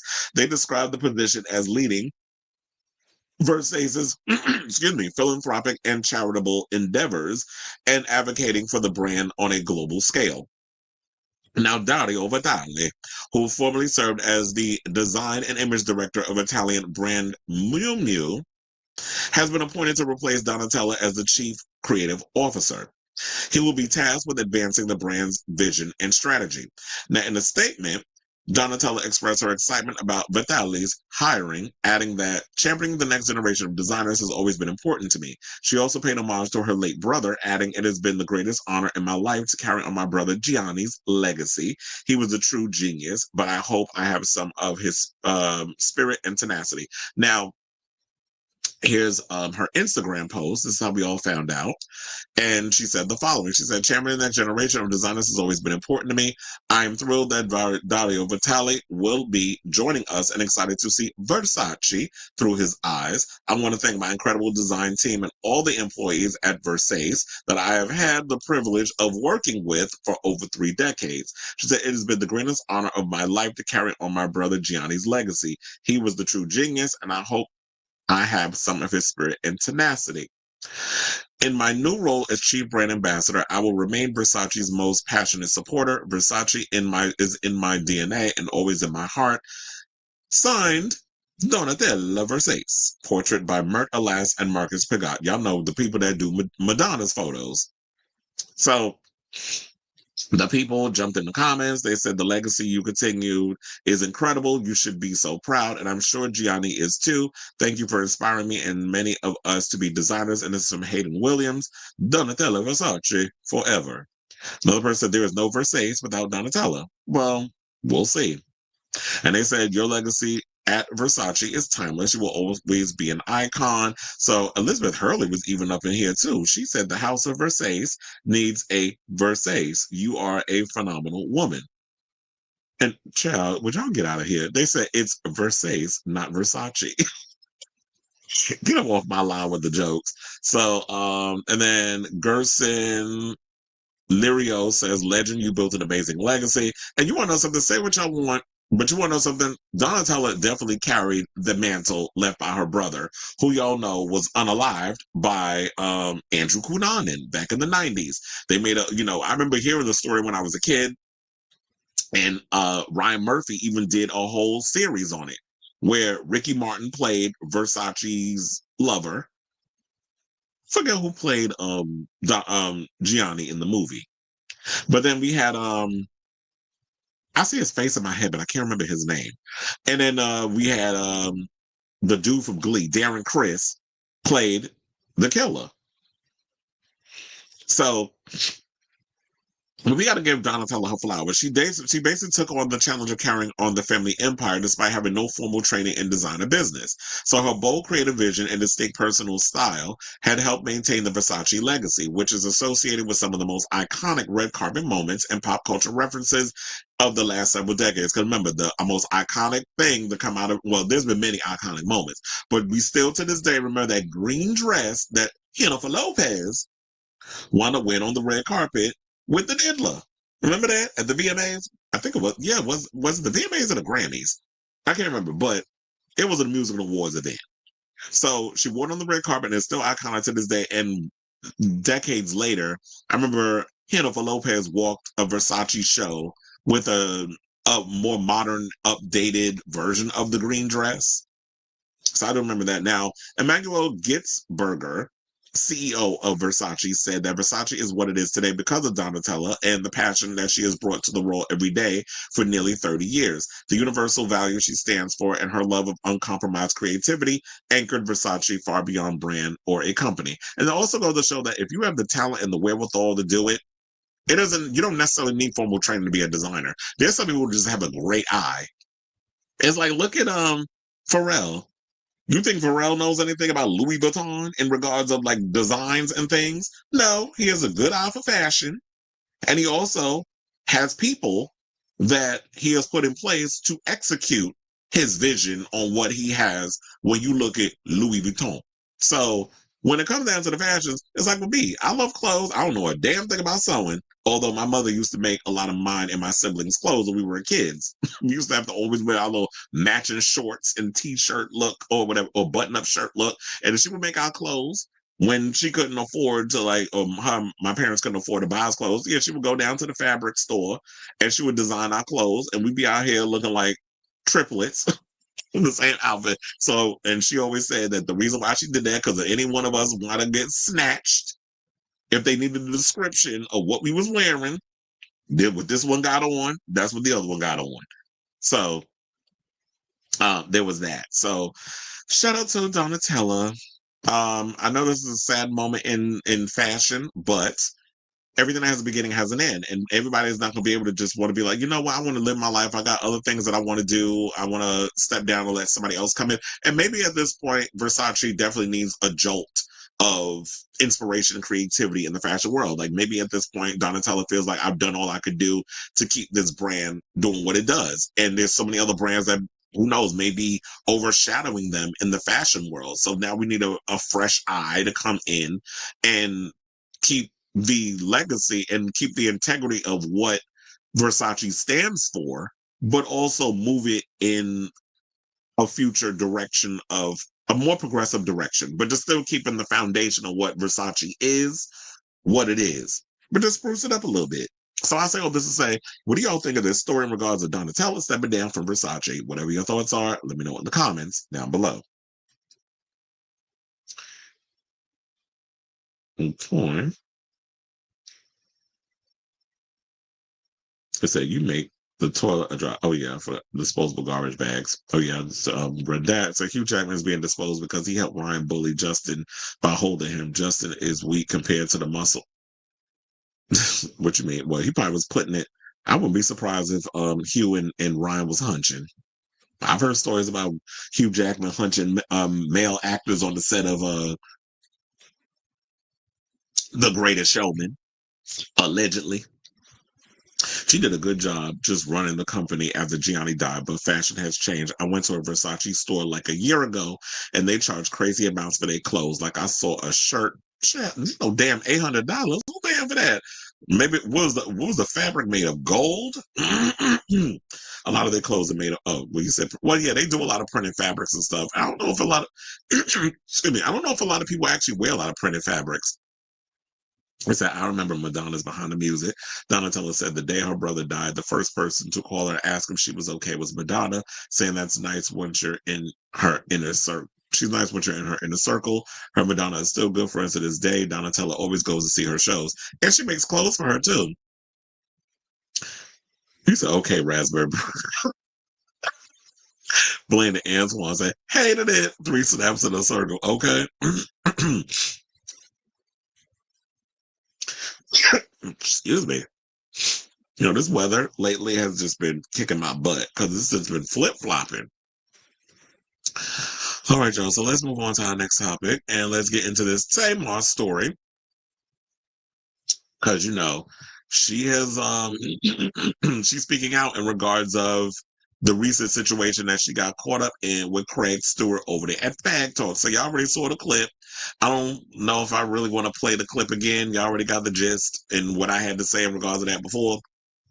When she actually, so you know, T.S. Madison has this show that she does with Craig called Fag Talk on her YouTube channel, and right now they're just traveling around the United States, going to these different places, doing like, I guess you would call like a town hall or whatever. Like celebrities would, people will come in, they would and just see T.S. and Craig. They do like a little show, and people in the audience just sit up and it's like a talk show, just in an audience. With an audience instead of them doing it out of her house, which I always thought was genius, that she basically turned her basement into a studio and people was watching the show and it was like she built her very own talk show.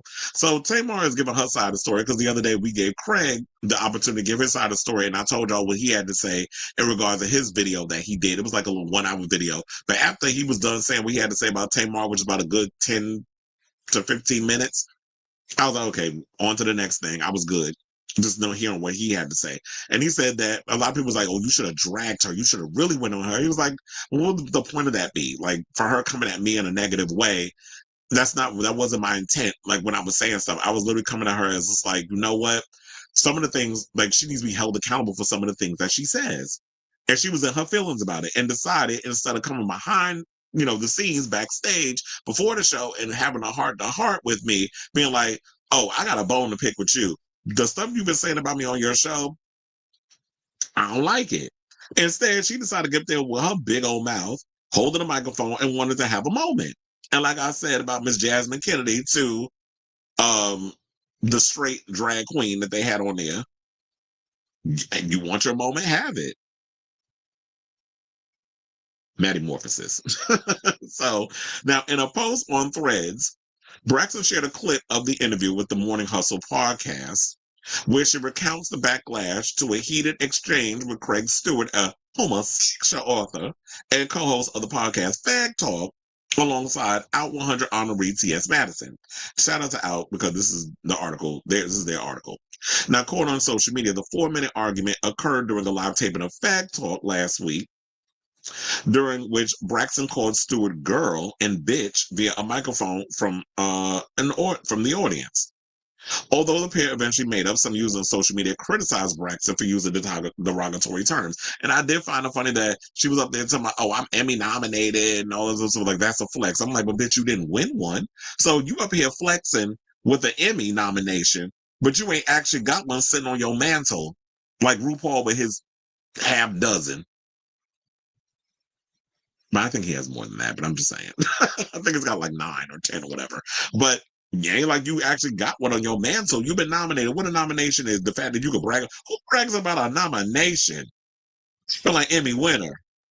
Like, we see that people do that. Like, you get like Kathy Griffin, but she does it because she's a comedian being funny.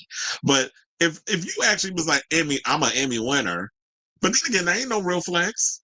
Because if you was all that with your career, if your career was as popping as you were trying to make it, bitch, you in the back of my show sitting there with a microphone while I'm on stage next to T.S. Madison. So that's not a read. You actually looking stupid. And the audience, based off of how you was getting, the tides turned on you, and they was on Team Craig in the end. Because you talking about how you like to kiki with the sissies and punks, but you was in a room full of them. And you had some girls up in there too, some cisgender women. Shout out to y'all. But you on Fag Talk with a bunch of fagettes trying to read a Verg on stage. Where they do that at? But apparently she didn't know how to read a room. But anyway, let's get back into the story. So now by the time she posted a segment to Threads, however, the BET Award winner appeared to have reached a different conclusion. Oh wait, hold on. I forgot to read the other part. So they said the name of the show was called Fag Talk. So how you mad at me? I called you girl or bitch. I wasn't being derogatory, but that's the lingo, and I'm a very big supporter of the LGBTQ community. I didn't think it was fitting to not say that. However, before I get the rest of her thing that she had to say, sis, not every gay man likes to be called girl or bitch. He don't know you like that. Now, when you in the circle, you could say bitch, girl, Miss Mama, honey. You can say all the isms, but you also need to realize that just because you hobnob with a bunch of faggots and you are a ally or a hag, as we like to call them, you're a guest in our shit. You're not fully included. You're a guest in our stuff. So you can't be out here just being fruitful and fancy free with the things you saying in your mouth, thinking it's okay. Because you got to remember, you are a bystander. You in it because we allow you to be in it. But once you step out of line, just like how y'all like to do when we the one in y'all little group of women, y'all like to remind us about stuff. We a bunch of sissies, punks, and faggots when it comes down to it. So it's the same thing on our side. But she said that she had to realize that not all gay men want to be called a girl or bitch. She's just learning this. I talk like this every day. You talk like a gay man trapped in a woman's body. But that doesn't mean that it's okay. So she said, shout out to Craig, the writer Stewart, for allowing me the grace to understand that. I appreciate the lesson. And this probably comes from because she hangs out with a bunch of James Wright Chanels and not enough butch queens. That's probably what it is. Tamar hang out with all them femme queens and don't have enough butch queen friends. And when you look at somebody like a Craig Stewart, Craig is a butch queen. He ain't a femme queen. So she had to learn that. Now, they say in a recent interview with Al promoting her new food show, Cooking Sessions with Tamar and Miss E. Braxton, she delivered words of encouragement to the LGBTQ plus community. Be who you are. People who accept you will accept you, and those who don't, step away from them. I've always been an advocate for the queer community since the fourth grade. Now, Braxton hosts a weekly podcast called Life, Love, and Beyond, co-hosted by medium and life coach Taz Singh, alongside viral sensation James Wright. See, then I'll tell y'all another femme queen, who is a gay man and Braxton's best friend. When discussing the importance of LGBTQ plus representation on the show, Braxton emphasized my whole staff is LGBTQ. It's important for me to stay grounded and true to myself while valuing the opinions of people who matter to me. And that's basically the same thing that Craig was saying. It's like you have to understand those things as well. So you know what? Kudos to her. I'm glad that she humbled herself enough to learn that, you know what? Yeah, this is a lesson. Not everybody, I can't just be talking like that to everybody in any situation because you thought you was being cute on that microphone. With the you sure you're not a girl. You got your titties out. That's what she said. So yes, sis, just be mindful and demure in some of the things that you say. And I'm glad that you came to your lesson. So just just be sure to just be mindful of what you got to say before you actually say it in those environments. And if you have any issues with people down the road, that you humble yourself to go behind the scenes and speak on it, or even if it was like you want a moment to get on stage and y'all have a heart to heart in front of, or so now that you made yourself part of the segment, I would have just been like, you know what, Craig, Maddie, make her part of the show, because now that you asserted yourself, okay, now you want a platform, I'm gonna give you one. I'm gonna have you come up on stage. We're gonna have this heart to heart, but also if you're gonna come up here and we're gonna make you part of the show, you have to learn to listen and listen to learn, and then let me get my piece out and stop being like, stop, don't ask me the question if you don't want to hear the answer, because I hate when people do that. So I said, well, listen, say, what do you guys think of this story in regards of what Tamar had to say about her lesson learned? Not all homosexuals want to be called girl or bitch. Whatever your thought, who you calling a bitch? That's what I would have been like. Shout out to Latifah. So let me know what you guys think of this story in the comments down below.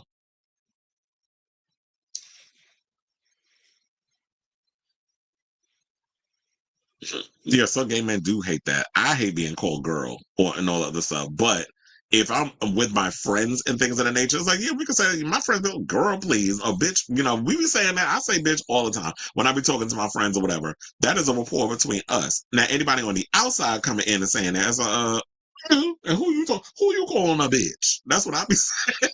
Who you calling a girl? Or when people say sassy, that's another one too. Because I feel like when y'all be saying, I know what weapon you saying. That's like when they would say DEI or woke, what that mean to them white folks, putting it towards black people. It's the same thing when y'all be saying certain words. So, oh, you trying to call me a faggot, bitch? Those are fighting words. Knuck if you buck, because you about to lose some teeth. Gays being shady as hell, saying that people wonder we only like Toni Braxton. Well, she was messing with Birdman at one point. So we was looking at her but decided, like, sis, you that desperate? But as Tony said, that's Tamar. She the youngest Braxton. That's not an act. And yeah, but the fact of the matter is the fact that her family let her get away with a lot of that mess that she was doing. That was another thing too. Like, there's a lot of young kids who are celebrities where don't act like her. I don't understand how straight people still don't get that all gay men are not the same respect. So if they want to be, absolutely. And that's what she has to understand. Just because you surround yourself with a bunch of heads, that don't necessarily mean that we are all the same. We're not a monolith. And that's why we need more people to speak out on this. I embrace all my sides. I embrace my masculine and feminine side. So they said, that's why I consider myself a butch queen. Shout out to all the butch queens. It's a butch queen walking film, first time at a ball. Category is that if she can't get along with Candy, Tamar always bringing an issue. And you know what? The reason why all this started was because of Candy, because of that video that came out 3 years ago that for some reason started resurfacing on social media that Tamar was supposed to be doing some show that just didn't happen. And she was talking about Candy and old lady gang and was throwing shade at the restaurant and the food and how people was talking about it wasn't that good and all this other stuff. So that's where all that transpired from. And they were talking about it. TS was being a good cop. Craig was saying what Craig was saying, and apparently Tamar didn't like it. But if that was the case, you could have. There was a time and a place where she could have went and been like, "Oh, I don't like what he had to say about that." But of course, she decided to choose New York of all places to carry, because we do carry in New York. But sis, you ain't had to do all of that there. But that's what she wanted to do, and what happened happened. Not Tamar being the queer, not queer police. It's like, you don't get to dictate. You don't get to police our shit. It's like, sis, like I said, you a guest in our house.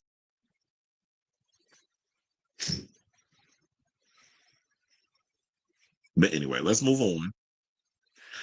And let's get in some, how many more topics we got? Okay, we got 5 more topics. I'm going to power through. So before we get to those topics, it's all homosexual news. So before we get to those topics, if y'all could do me a solid, if you have not already, hit that like button and that subscribe button. Also be sure to smash the notification bell so that way you know when we go live with a brand new episode of Chris Avalon Unfiltered. And also there'll be timestamps put out throughout the episode, well, the show. So that way you could just click right to whichever segment you want to jump to instead of having to sit through all the banter that we do on this show. But that is going to have to happen later on today, because Chris is busy. As soon as I'm done with this show, I gotta run up out of here and deal with the Big East. It is a lot. It's been going on with the Big East. It's crazy. I'm trying to squeeze in a haircut. I'm trying to do a whole bunch of stuff by 4:30. It can happen though. Mother knows how to work. If he needs to, get some shit going. But anyway, let's move on and let's get into some drag race news and give a shout out to Hormona Lisa, aka Sadness. So there may be a reason why we've been referring to her as Sadness. Apparently, she said that she was diagnosed with autism 7 years ago, and she decided to speak out on it on social media. So RuPaul's Drag Race Season 17 star Hormona Lisa has opened up about being diagnosed with autism. She came, she saw, she annoyed Corey King, she sashayed away. Hormona Lisa, who famously auditioned for the currently airing, I should say, 17th season of RuPaul's Drag Race by personally handing Ru a flash drive at a book tour stop, made waves despite bombing the talent show and leaving the workroom in the third episode, I should say. But since leaving the splashiest season of Drag Race yet, Hormona Lisa has continued to connect with fans and recently shared her autism diagnosis on the show's official subreddit. So I briefly mentioned this after my elimination, but I want to officially share that I have been diagnosed with autism. She wrote in a post titled "The Rumors Are True," which she shared on March 11th. The trans icon from Chattanooga, Tennessee, and shout out to my friend DJ Tennessee, because that's exactly where he's from, continued, I received my diagnosis nearly 7 years ago, and it really helped explain a lot of my life experiences, like never quite fitting in no matter how much I wanted to, or people not quite understanding me. It can be frustrating at times, especially when I feel like I'm expressing something one way, but others don't see it the same way. Still, it's part of who I am, and I wouldn't change it. I just wanted to address it here, especially since I've seen a few posts asking about it lately. Now, Hormona's post has been met with a wave of support and appreciation from Reddit users saying, I really enjoyed your humor this season. Hope we could see more of you in the future. Sending love. Another person said, be kind to yourself. I'm a 51-year-old woman and only received my diagnosis last year. Another added. A third wrote, I love seeing more people get out there and that have autism as someone who is autistic as well. I agree that it can be frustrating sometimes, but I also wouldn't change myself either. So I totally get the sentiment. So excited to see where you go from here. So Hormona did follow up by writing, thank you all so much. I was a little hesitant to post this, but I am so glad I did. I'm actually glad that you posted it as well, because I feel like you being out here saying like, yeah, I was diagnosed with autism 7 years ago. I'm not self-diagnosed like Amanda Seals, or you got morons like Apartheid Clyde running around here, aka Elon Dummy Musk, out here and saying, oh, I got autism, because I didn't know that autism forced you to be racist, a Nazi, and doing Sig Heils repeatedly on different occasions. I didn't know that autism forced you to do that, which is why I feel like he's FOS full of shit when he says that. So I love that she's out here saying this because it encourages and inspires more people to be open up about their autism diagnosis. And we have things in place, but I don't know how long, that have been doing this research. Because here's the thing. I feel like, yeah, autism is relatively a new thing, but I feel like that it has always been around.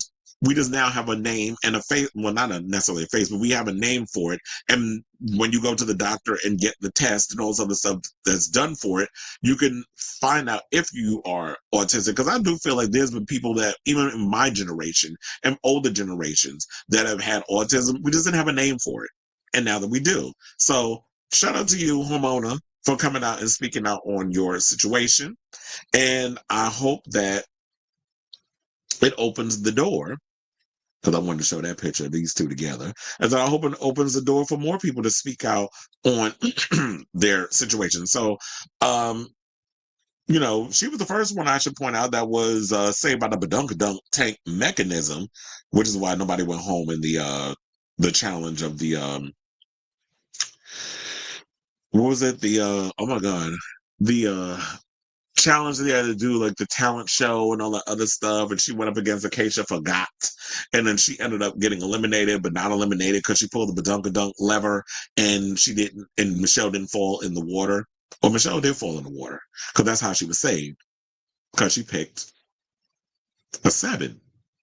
Yeah, I don't remember, because then they had Arrietty pick the 1. I had to dig back in the mental chamber, because I've been overwhelmed myself. I've been watching a lot of Drag Race, but anyway. So now, RuPaul's Drag Race, as y'all know, airs on Fridays on MTV in the US, which we're getting the latest episode post Arrietty's elimination tonight on MTV. Or if you don't have MTV, you can watch it on Philo. So I say this to say, what do y'all think of this story in regards to Mona Lisa opening up about her autism diagnosis? Whatever your thought is, let me know in the comments down below.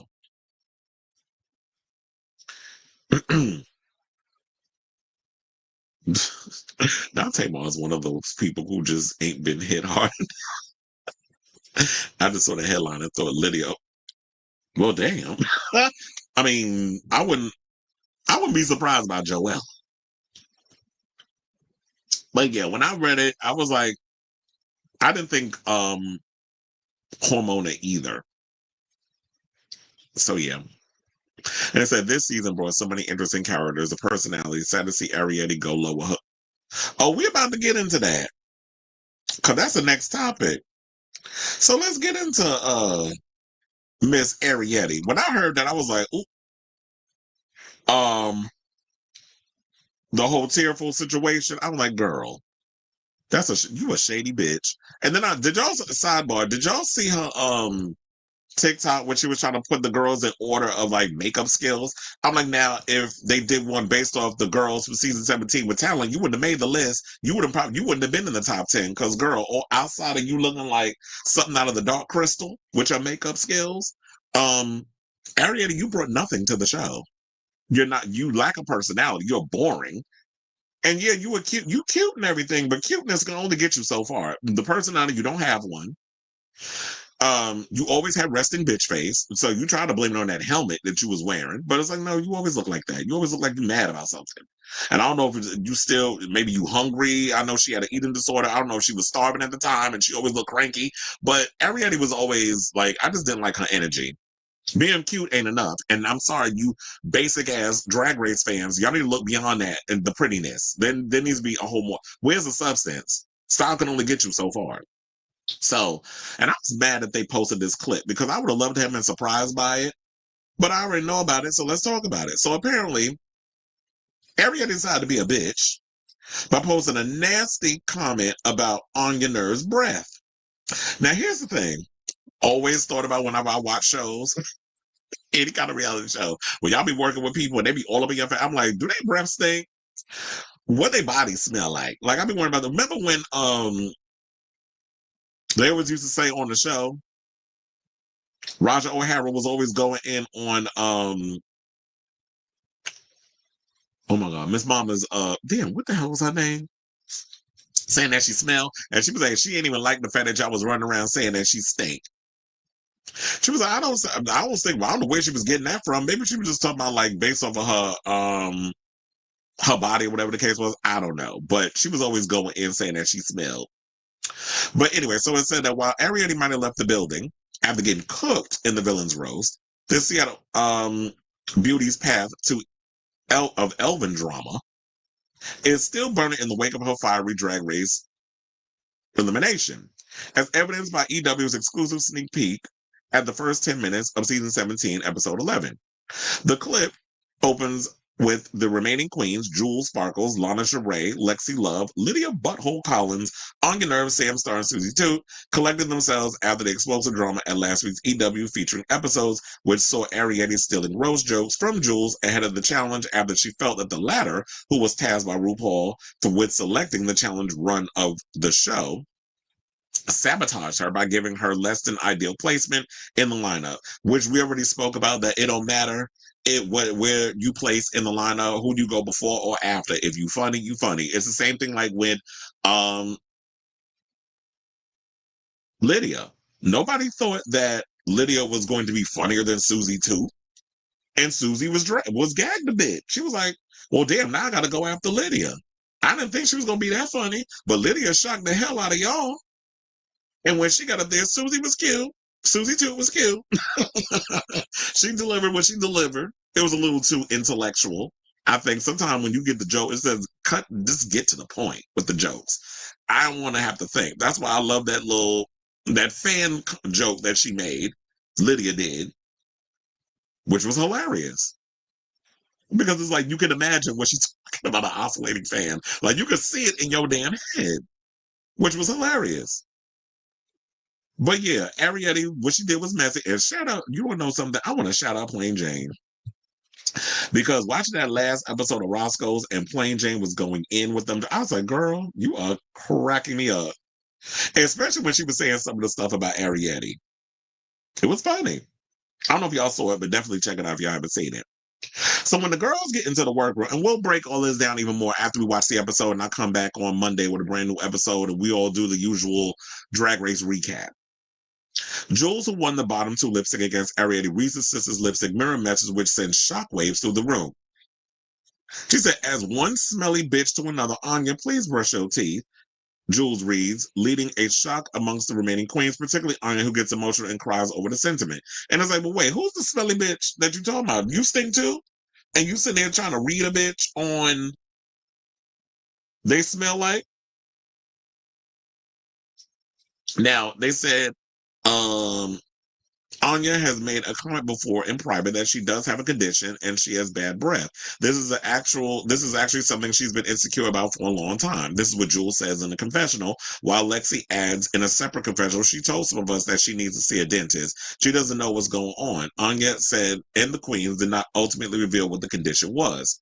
Now, back in the workroom, Onya says that's exactly why she deserved to go home, because she's a hateful ass bitch. Well, here's the thing. And she also went and said, I would never have said anything like that to any of y'all. For her to come at something I'm super insecure about, she says before Jules jumps in to ask, why would she say that? Because she's a mean ass bitch. And the fact of that, Onya clocked her ass and Arrietty didn't like it. And so she decided to be messy. Like, you was wrong for what you did. You was insecure because all you brought to the show was looks. You didn't know you didn't know that there was going to be a snatch game. You didn't know there was going to be a roast. You didn't know there was going to be anything outside of a design challenge. Like, if you want to be a girl making clothes, then audition for Project Runway and just go in as a drag queen. That'll be something different that they could go for. If you want to only just present looks and designs and shit, then do that. But that's not what Drag Race is. Drag Race isn't all about looks. And that's all she had on her damn mind that she was thinking about. And so when it came down to it, that's all you brought. You ain't bring nothing else to the show outside of looks. And that's what you should be mad at. You should be mad at yourself. I don't know how y'all go on this show thinking, like, I don't know what y'all be thinking when y'all go on this show. The show's been on for 16 years, 17 seasons. I just don't understand what's going through your mind when y'all go on this show. It's the same thing. Like, you literally, they call it the Olympics of drag for a reason. When you look at people that go into the Olympics, when you look at those kids that go on shows like The Challenge, you know they're training before they go on to do these shows.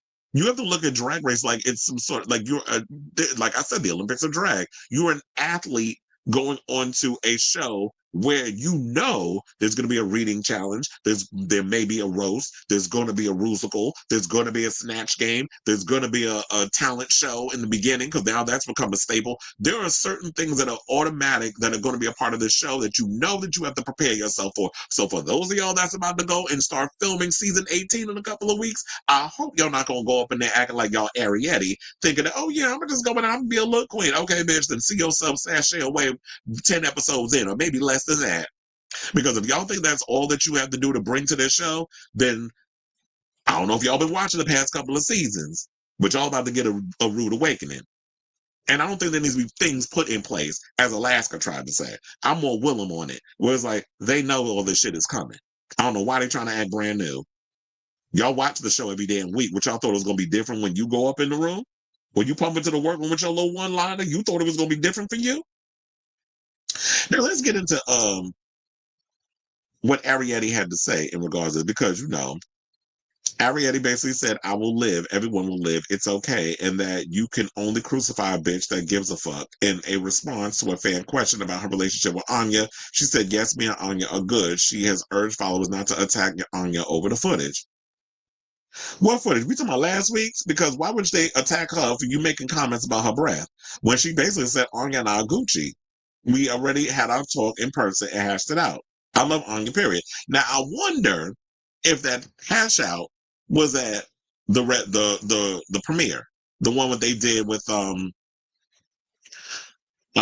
season 17 premiere that I went to. I wonder if they had the conversation there. I'm also wondering if Arrietty had her conversation with Jules there. So I'm wondering if they all hashed it out when they were in the, before they came out on the carpet, or I don't know how it goes. I don't know if they was at the hotel and because I'm sure they probably had different rooms or whatever, but when they probably had to all come over on the van together and they did their little, step and repeat and all that other stuff. I wonder if they hashed it out before they came out and, all of us media people were there to handle the whole situation. So, that was kind of hateful what she said. But it's funny, bitch. If you want to talk about my brother, you should have said it to my damn face. And I don't know why she brought it up, but people need to also realize this. It could be a whole bunch of situations. It could be something in your stomach, based off of your diet and everything that affects you, like acid issues. There also could be that a lot of y'all bitches don't know how to floss and brush your teeth correctly. Y'all think of just throwing a little toothpaste across your mouth for 2 seconds, that's enough. No, you got to brush your tongue. You got to brush the roof. You got to floss your teeth. I do everything. I am such a Nazi when it comes to brushing my teeth. The things I do, I'm popping gum. I'm doing all kinds of stuff. So I just do not like smells for your mouth or whatever. And I don't want people saying that about me either. So that's what my friends ain't never said. My mouth smell. They've never, because I remember saying that to him. I said, did you ever hear me? I mean, you ever had to smell? He's like, no. Except one time I was eating these chips when we went to go see this, what was it? Oh, the recent Marvel movie that came out. But I was like, I'm sitting there next to you eating chips, so of course I'm gonna be smelling like potato chips if I'm eating it. But other than that, it was like, yeah, I'm very much a Nazi when it comes to my mouth. Like, I'm brushing my teeth, I'm using floss, I got mouthwash. Like, I even travel with toothpaste and mouthwash when I'm going to the gym or whatever the case. If I'm out in the street all day, and then if it's like if I don't have time to brush my teeth, whatever, I'm chewing gum. Like, I'll be at work or whatever the case is, chewing my gum. I'm drinking coffee before I get to work. Nobody wants to go around smelling coffee breath, so I'm just be chewing gum when I'm working.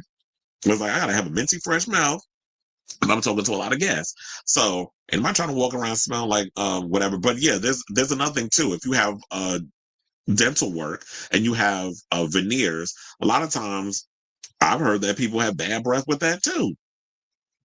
So that was disgusting. We'll see the whole show play out, from what Petty Spaghetti Arrietty had to say towards Onya. But I do feel like, oh, that was hurtful that you had to just go in on her in that way instead of, having the balls to say what you needed to say to her face during that segment instead of waiting until you had to leave the show to write a hateful ass mirror message. But child, I already know this. Y'all may have made things good and all this other stuff.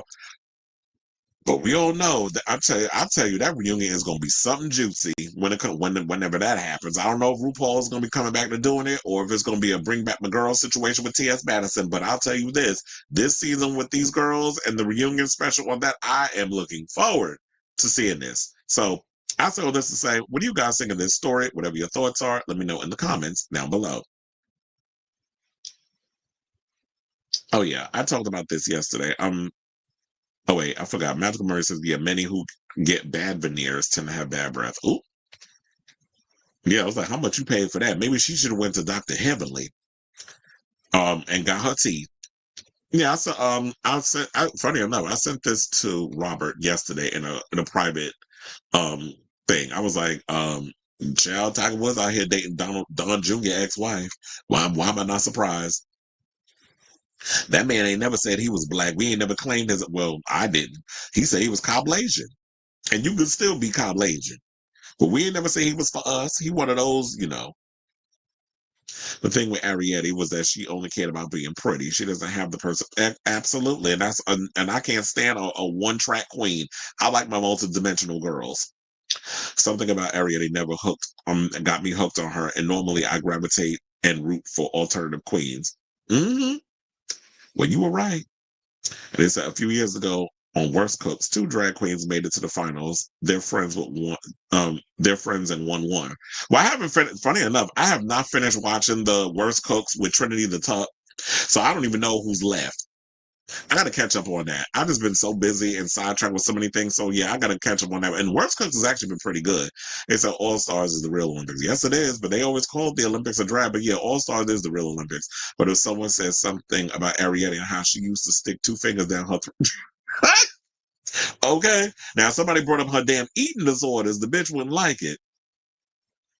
I feel like that meant I feel like that moment is going to influence the win. She just helped Onya, perhaps. She may have. I mean, who do y'all think is actually gonna go home tonight? I'm trying to remember what the challenge is. I don't remember what the challenge is. Oh, it's another acting challenge, I think, or something or another.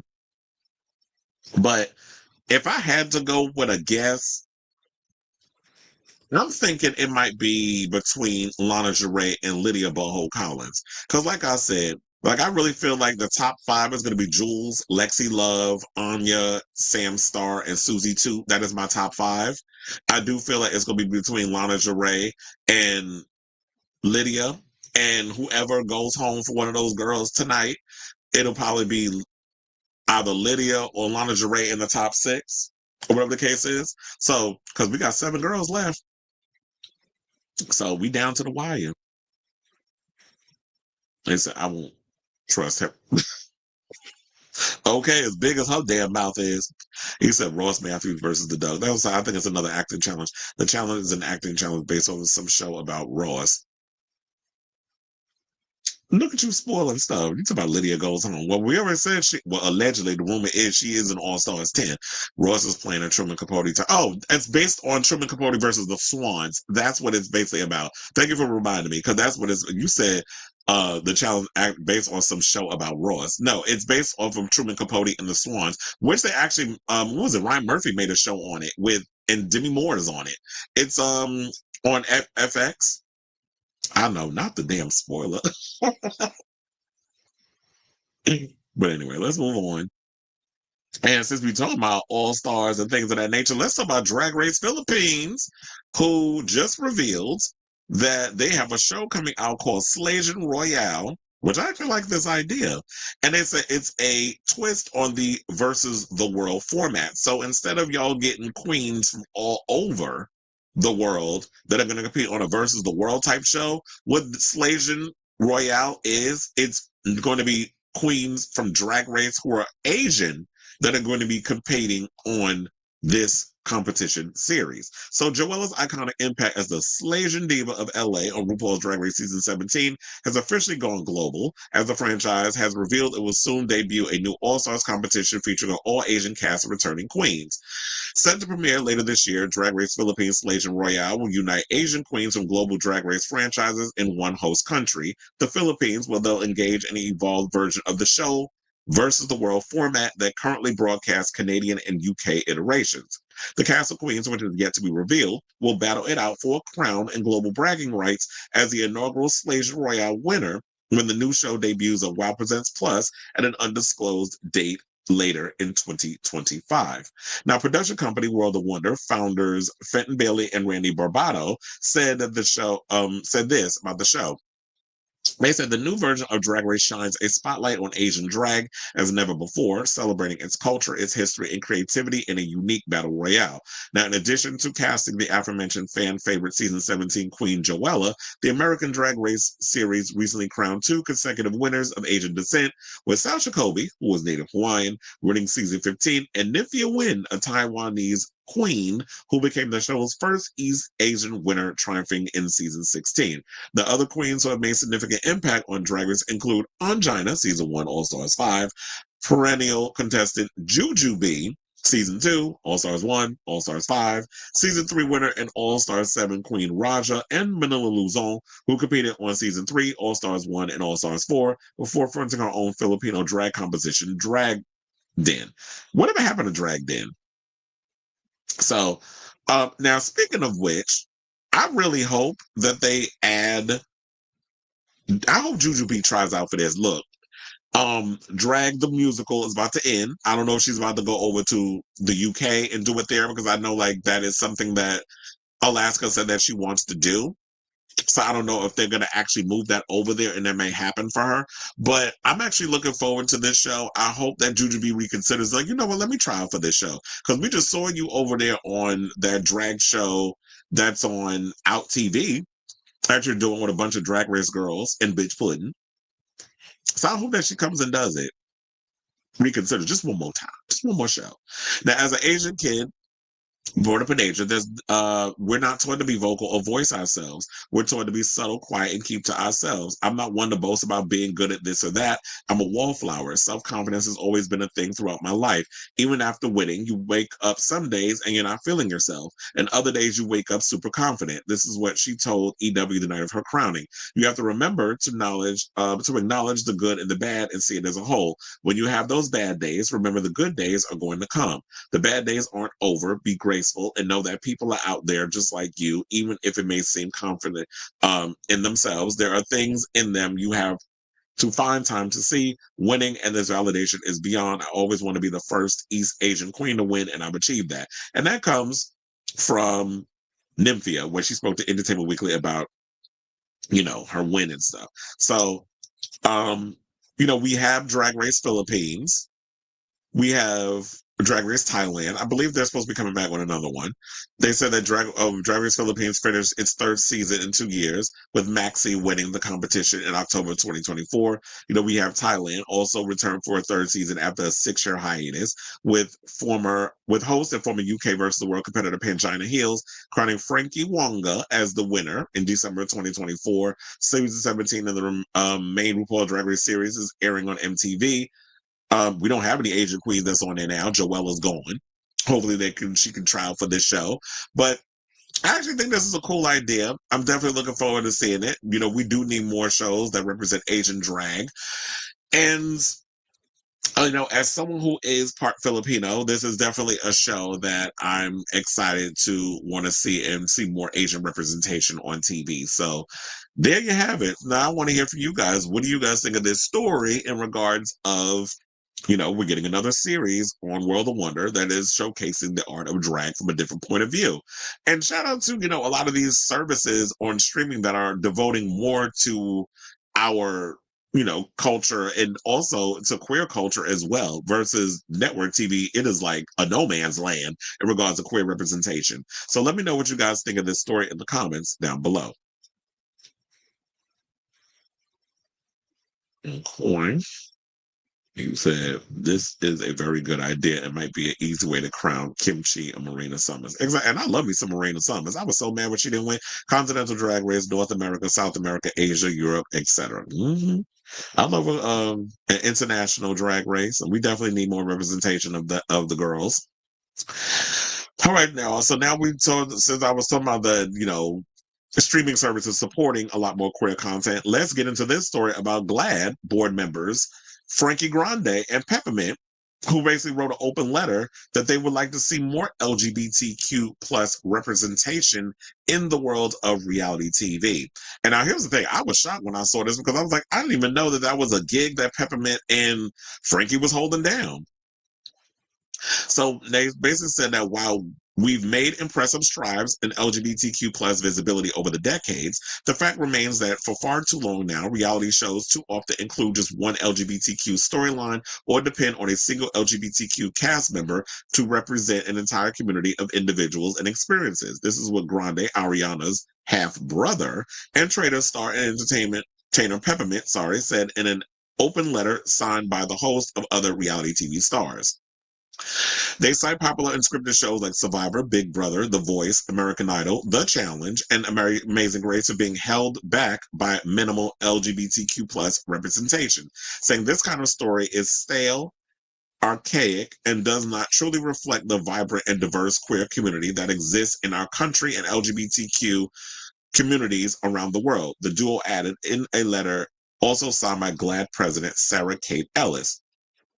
All I decided, did we hear stories about Sarah taking kickbacks?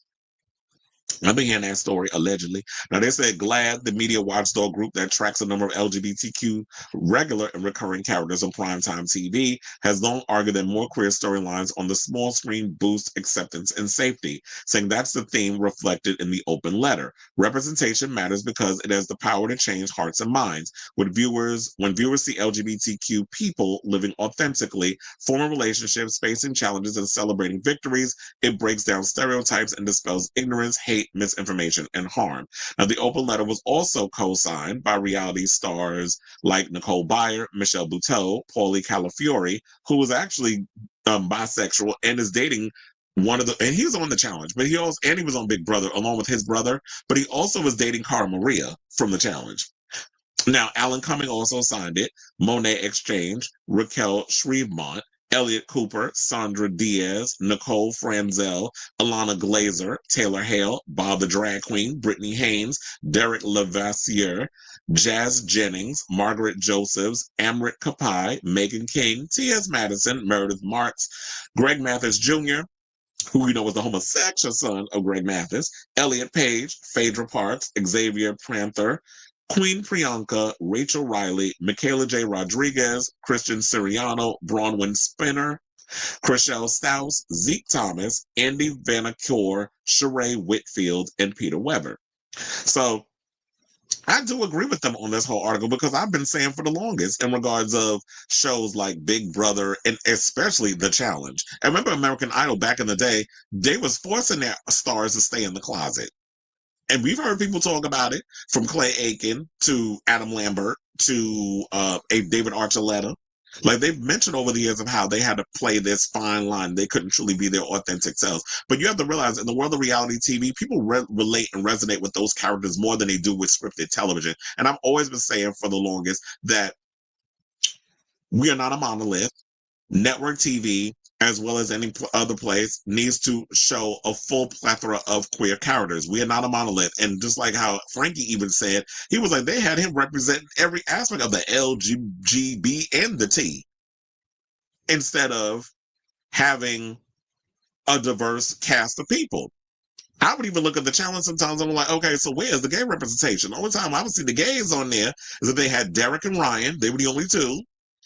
And they will always play them up like, yeah, let's go after the gays because they're not physically able. So, but the thing was, they always had the girls that were protecting them and they had them on their side. So that way the girls would basically keep the guys around while the gay guys wasn't stepping up. The only ones that I would see that was stepping up was Derek. Derek was the one that was really going in and stepping his pussy up in regards to the challenge, having to prove himself because this ongoing stereotype. This is why I've always said I had an idea of why can't we have a challenge type show with a little Big Brother thrown in, but it's just LGBT people. It's like a summer camp for the every aspect of the community. We see a whole show. I'm hosting it. I'll be the TJ Lavin.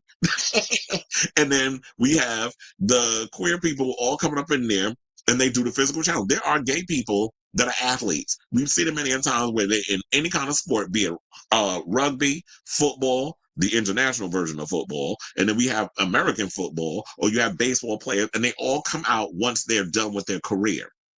So we're not, like I said, we're not a monolith. We ain't all running around here being like those Tamar Braxton idea of homosexuals. Some of us are actually, there are some gays that are straight presenting, that aren't into the stereotypes that the industry likes to put forth, so makes it easy for you to know who a gay person is, or what you think a lesbian is, or a bisexual, or a transsexual, or an intersex, or whatever other part of our acronyms that we have.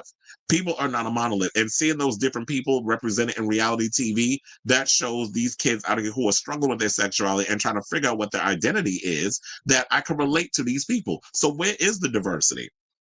It was just like I was watching Nene Leakes, because she has a new talk show out, and she was interviewing Carlos King. I ain't watched the other one when she had that big bad bitch Michelle A.T. Elliott up on there. I don't like her ugly ass. But she sat up there and she had an interview with Carlos King, and she asked Carlos King, I think it was one of his last questions, she asked him, why are all these gay shows getting canceled?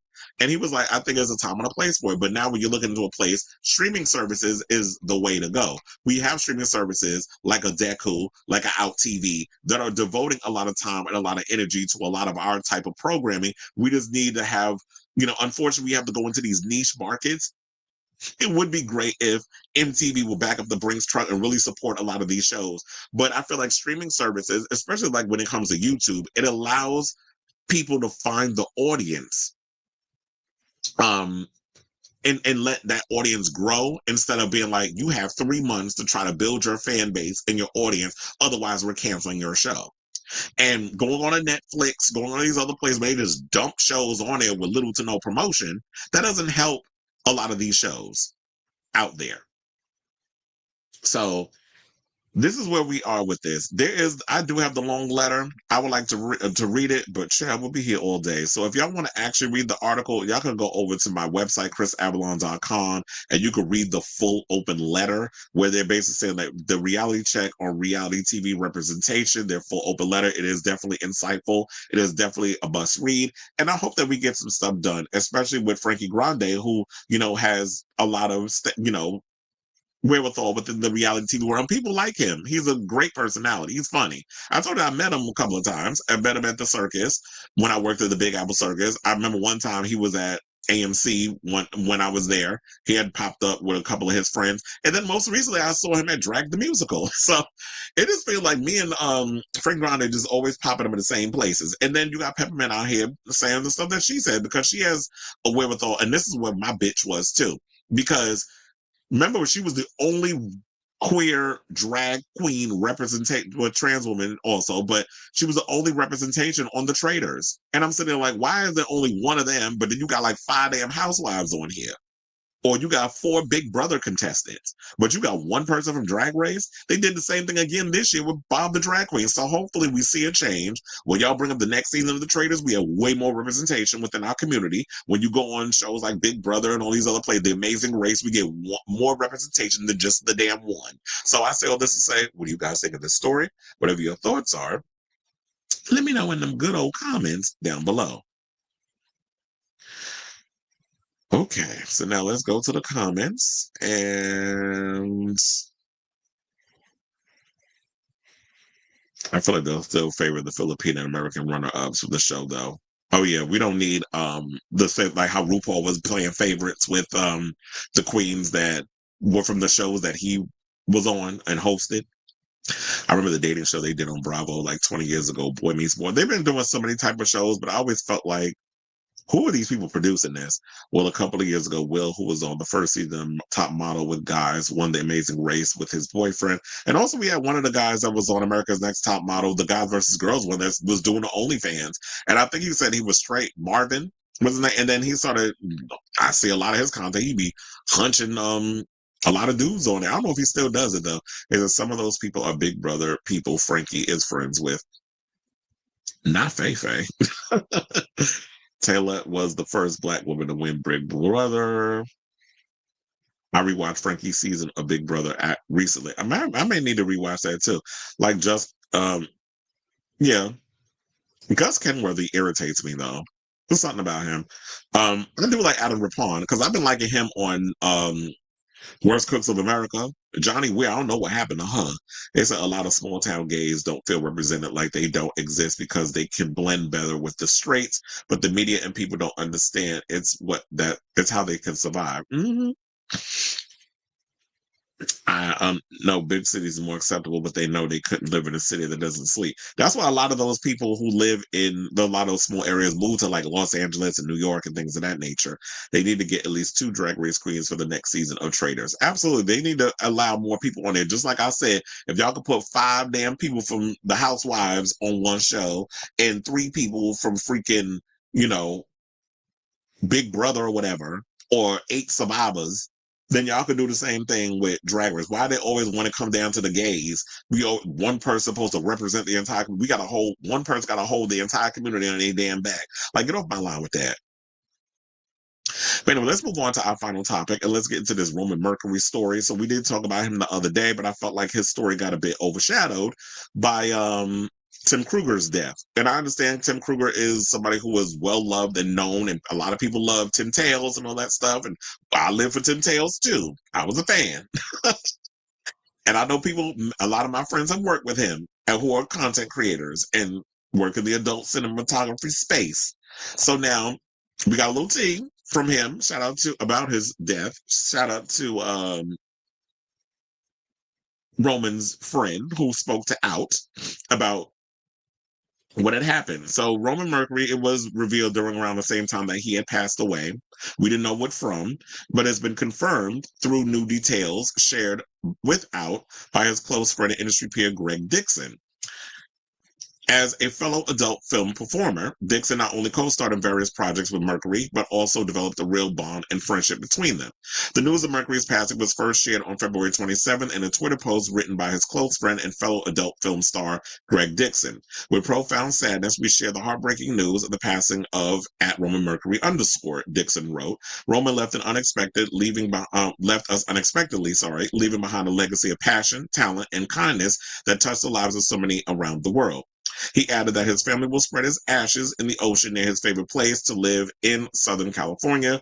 Roman, you will always be missed, but never forgotten.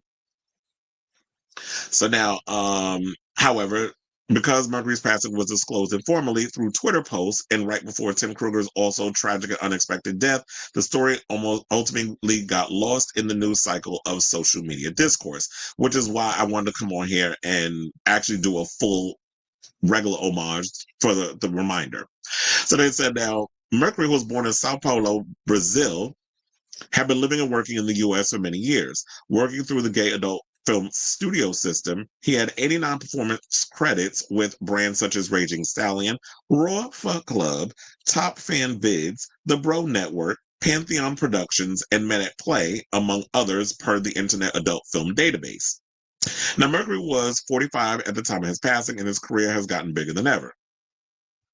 His overall reach included 411,000 followers on Twitter, popular pages on OnlyFans and Just for Fans, and even his first ever GAAVN Award nomination in 2025, saying, I was first attracted to him by his signature black armband, the tall, dark, handsome Brazilian looks, and after chatting his charm, Dixon told Out about Mercury.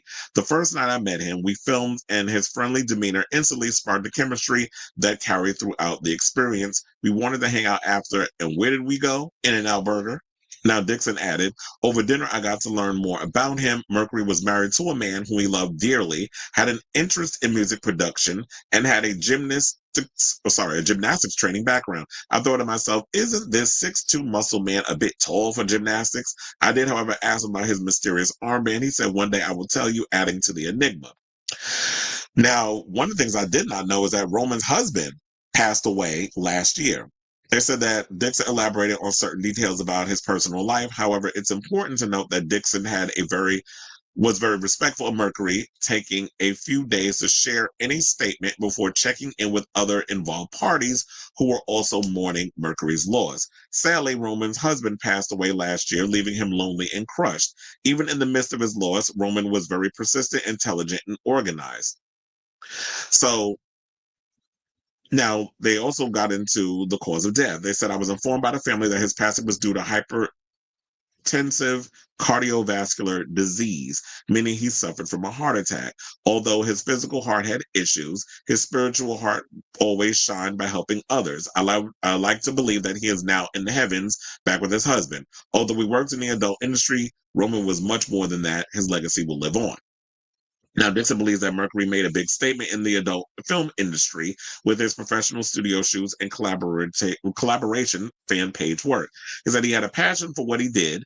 His goal was to entertain the viewer with something memorable. And being smart, he wasn't a know-it-all. He was willing to learn and share experiences which helped other creators. Now, Dixon said that he and Mercury had plans to hang out whenever they were scheduled to film together. During one of those instances, Dixon described grabbing Starbucks with Mercury, taking selfies in the car, and having a conversation that bonded them as friends, praising Mercury's sense of humor, saying that after filming the Grabbies nominated Executive Order with Raging Stallions director Steve Cruz, my partner and fellow performer Bruce Jones and I took Roman out for our favorite Palm Springs restaurant, the Tropical. Roman surprised us by immediately speaking Russian to the waitress. I came to find out that this brilliant man spoke 4 languages, including Portuguese and Spanish. He learned Russian while training for gymnastics in Russia. Well, that would sound about right.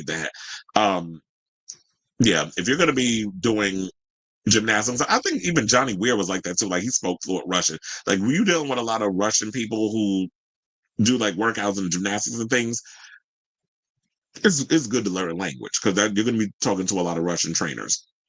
They also said that since Roman lived close in San Diego, they had filmed content at Bruce's place for our fan page collaborations. Afterwards, he told me that he was becoming more exhausted and didn't feel great about his medications and was planning to see his provider. My last filming with Roman was in LA during the AVN Awards, just a couple weeks before his passing.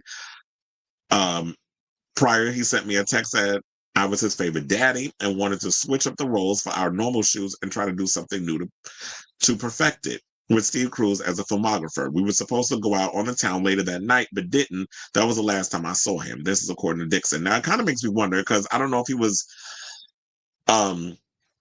forthcoming about any situations. The heart attack, I'm wondering, is because was he HIV positive? I mean, he was doing raw videos. And was he HIV positive and maybe the medications, after a while that does take its toll on your body. So it kind of makes me wonder. Plus he was dealing with, it seemed like a lot of depressing type situations in regards of losing his husband. And I know some people die of a broken heart.